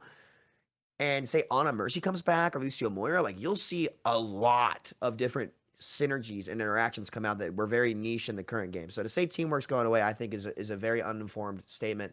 And I think that a lot of especially lower ranked players who maybe are claiming that, and no, I'm not trying to be elitist here, apparently, you know, GM elitist, whatever. But I dare say that they don't know what teamwork is to begin with.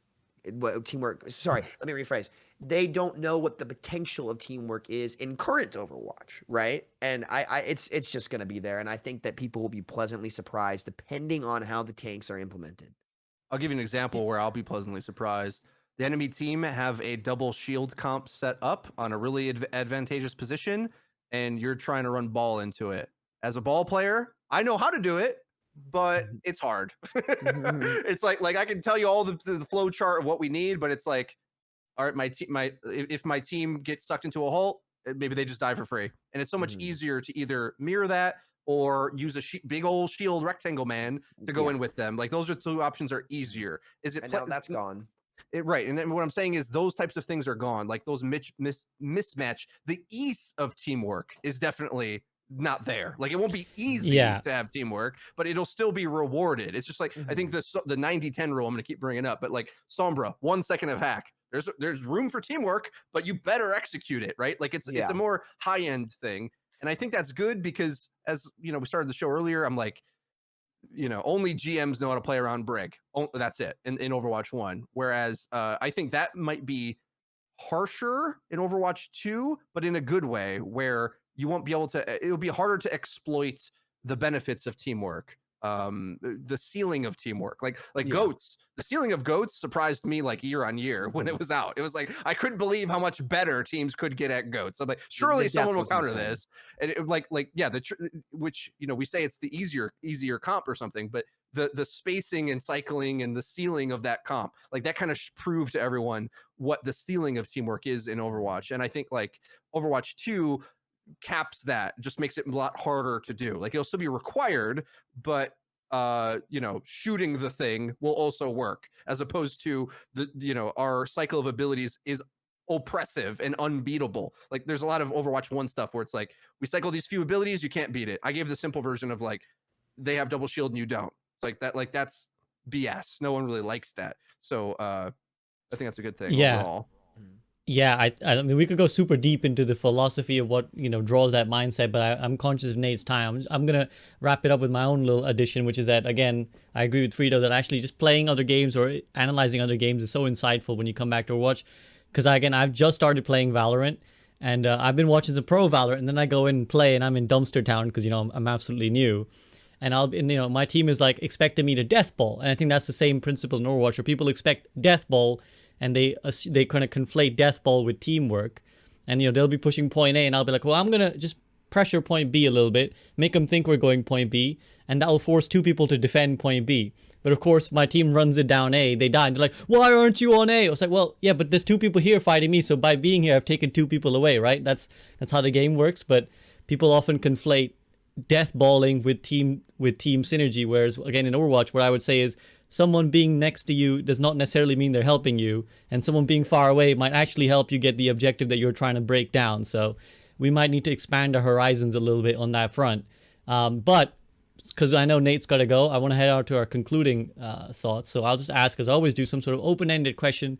And in this case, what I want to ask is, guys, there's obviously, like I said, a lot in the air, so a lot we don't know. So what do you want to hear about next? Like, what do you want to know next? Freedo said, we can only assume there's some developer updates coming because there's so many things we need to know. What do you think is most pertinent? So I'll start with Nate, since Nate is potentially time pressed. And if you got to go after that, Nate, you head on down. Well, I guess if we're allowed to be, if we can pick anything, I know this is not what they're going to announce next, but if I could pick what we heard next, I play the competitive mode the most. So I want to hear about competitive. I want to hear like whether or not they're resetting everyone's ranks in MMR, which I hope they do for Overwatch 2. I want to hear Sam's like, they won't. I also want to hear if they're going to do like a period of time where like in Overwatch 1 on launch, we did not have a competitive game mode. And then like a month and a half later, 2 months later, then we had a competitive mode, give people time to like learn the game, kind of figure out how you even play this. I want to hear if they're doing stuff like that. And I want to hear about if we're getting some sort of like more changes, I guess, specific to that. We talked about kind of map picks earlier, like being able to pick your own map like you can in CS. I want to hear if we get that. I want to hear about anything to do with the competitive game mode, because that's where I'm going to be spending all my time. Outside of that, I guess what incentives, I guess it would be incentives for us to keep playing. Whereas for Overwatch 1, you never really had any sort of incentive to play besides, I guess, maybe grab a friend so you get the 20% XP bonus in group queue, and you can get, I guess, a loot box every time you level up. Not really enough of an incentive. I'm hoping they figured out what else they're going to do to keep us going. And yeah, that's what I want to hear. Fair play. And I think, yeah, something that definitely the hardcore community left still want to know about. I'm headed down to Freedo next, and we'll top it off with Samito to end it. I'll say, rather than a wish list, I'll just say what I expect to happen. I think we're going to get a series of hero reworks, perhaps in pairs again, over the next few months, maybe like once a month or something. A pair of heroes, they'll say like, oh, here's the new Doomfist or whatever. I wonder how they're going to handle the handful of heroes that Aaron Keller said should be out by the time Overwatch League is playing, because if that's the case, they will want those pros playing that new build ahead of time. So that kind of like changes the timeline and pushes it back. Does that mean that, will they do them one at a time? Well, it's like, oh, here's the Overwatch 2 early beta build plus 3 heroes or something. So I think those two things, the reworks, the new heroes. Ultimately, I just want to give a little wink and nudge towards the whole Metro fiasco that was dominated the Overwatch news cycle for a while there. I think based on how much is left to do, he looks a little bit better in my opinion, because I don't think the game looks like super done from the PvP side, personally. So I just want to wink and nudge at that. I think there might. Which can you iterate which point of his that you're trying to emphasize? Sorry, he Yeah, had a yeah. lot. I'm Sorry to trying catch up. Okay, so this was in my content, so I shouldn't have spoke from that bias too much, but Metro said that the game will be delayed a year based on what he knew they had left to do. Now, my joke with him is that, aha, you made that conclusion, which I think was incorrect because you assumed they wouldn't release it till it was done. For the most of the community, they treat it like he's got egg on his face. It's like, aha, well, the game's coming out in August or April. May. Well, the pros will be playing in April. We know that. An early build of the game, but they're like, Doomfist, we're trying him as a tank. Let's see. It's like it feels like they're still kind of rushing to the finish line here on some of this. It's not like we've had years of PvP balance. Like they've got the new maps, they've got probably a handful of heroes, but it's kind of the things he said that they're still doing. It looks like, is from what I can tell. So anyway, I'm trying to temper our expectations of how baked we'll feel this is by April-ish or before that, when anybody gets hands on the beta. I think it's more likely that Overwatch PvP 2.0 will take like a year to fully roll out, because I have lots of other things I want. I want a ranked overhaul too, but I also want a tournament mode, all sorts of things. But I think we should, think the Overwatch 2 as a game is the PvP thing or PvE game. And we've got these other things that are like coming along the ride in PvP that I think needs to be finished. So I'm sorry, ended up giving like a completely different answer, but those are my things. Mm-hmm. So what I want to see now, this is going to be some stuff that you guys don't expect, actually. What I want to see, I'm not worried about the first 3 months of the game. I'm not worried about that. I'm not worried about the first 6 months of the game. I think that hopefully they've listened enough to make sure the core experience of Overwatch 2 is a lot like what early days Overwatch was. That's what I want mostly. But I would really, really, really like them to expand past whatever formatting things they've talked about. I think that it's possible for Overwatch to have a BR. I think it's possible for Overwatch to have a Star Wars Battlefront themed game or mode where basically it's like, imagine Overwatch versus Talon, right? And you can pick basic Overwatch soldiers. You can pick basic Talon soldiers, similar to like the same way it's the Sith versus the Rebels. Like Overwatch as a platform, IP, and just from a foundational level, it could pull off as many formats as Minecraft can. It could pull off as many formats as a shooter we've never, to a degree that no shooter game has ever seen, because the game runs so smooth, it's so beautiful. There's a storyline that should be getting developed, right? I want to see Blizzard be the Blizzard that we all know them to be at their greatest. Outside the box, incredible visuals, incredible atmosphere, best of breed company that we know they are, that Overwatch was when it first come out. You want to redefine a sequel?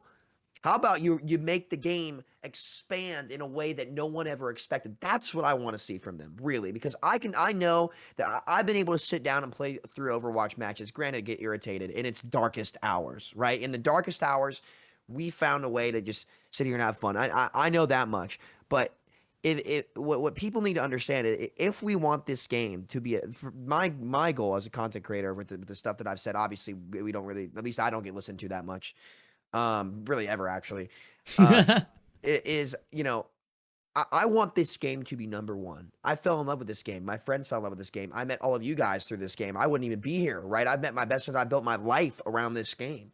I want to see it be the best. And to be the best, you need to go outside the box how it was when this came out. And I think a year down the line, depending on how long PvE takes, imagine like they have a storyline. Like you can even combine PvE and PvP similar to how Fortnite does. Like imagine there's like a storyline where, the Omnics invade, or Talon is like invading a city. right? And in order to like figure out the storyline of what's going to unlock or unveil the new character, the community has to play this massive like Star Wars Battlefront-esque game, or like you're pushing cards, or like, and you're literally dictating like a live version of the story. Like there's so much potential, and none of it got expanded on at all, aside from a couple cinematics for reveal new characters in 5 years of the game. Like how, like to me, I'm like, how is that possible? Like you're underutilizing your talent. So that's what I want to see. I could go off on it for hours, but like some real format changes, some like real innovation, some really fun shit that the creative talent at Blizzard can just go ape shit with, that they excel at, which they do. They are the best in the world at that. We've always said that. So it'd just be sweet to see some stuff like that happen. Maybe Overwatch 3. Yeah, I know. That's what I'm thinking. It will probably be Overwatch 3, but that would be some really stellar stuff that would take this game to the same levels as Minecraft, to the same levels of Fortnite, where I personally believe it belongs. Well, I'll see you guys in 50 years for that Yep. podcast. For Yeah, exactly. waiting for the Overwatch 3 I think we'll all beta. still be here. My beard might be gray, but we'll work on it. No, I actually really like the idea, and it's something that obviously Blizzard are not averse to, because it's something that we're seeing with Hearthstone a lot, where Hearthstone was kind of at its deathbed with its standard mode, and then now they have Battlegrounds, which kind of reinvigorated it. Then they had duels, and now they got Mercenaries, which is an RPG mode. So it's definitely, yeah, it's breathed huge new life into the game. So although it's probably not anywhere in the near future, and Samito obviously isn't saying it is, but I like that idea, and I think that's a very beautiful and optimistic potential future world for Overwatch. I think for me personally, I think I'm just gonna go more back on the Freedo lines, where I think this was a big first step for the Overwatch devs, actually having, like Aaron said it, I think was it Aaron or was it Jeff who said that this is actually a huge emotional moment for them, that this is the first time someone who isn't in the dev team has actually laid hands on Overwatch 2, and they were very nervous and excited. And I think now that they've crossed that barrier, I just would like to see them keep going. I just want to see them, even if we don't get the full game, I want to see them kind of give us some ideas of what's to come, when it's to come, and hopefully just hear more from them. So that's it for me, guys. Go ahead. To that end, I'd say I think I painted a negative sounding picture. I think that's realistically the best we can hope for, given the circumstances of the world shutdown and all that. Like we're gonna need to test every new thing out anyway, so I'm not too upset about it. I just want to see it. Like I just want us to get it, Exactly. work through it. As long as they update quickly and kind of respond to feedback, that's the most we can hope for. Yeah, I don't mind building the game together. Like anything broken is better than a dead game. Exactly. That's it. Yeah. I don't care if it's broken. I just want to see it, and I want to help, play it. I want us to develop it together. And yeah, anyways, that's it for me. Do any of you guys have anything else you want to add before we sign off? Samito's already signed off mentally. So on that front then, guys, thank you so much for joining me. As always, I appreciate your time. It's been a pleasure to talk to you. Thank you guys for tuning in and chat. I'm going to send you the way of Sideshow, so I'm sure more analysis and more questions you can bug him with regards to Overwatch 2, what he thought and all that. But from this stream, that is all. Thanks, guys. Enjoy the rest of your week. Peace out.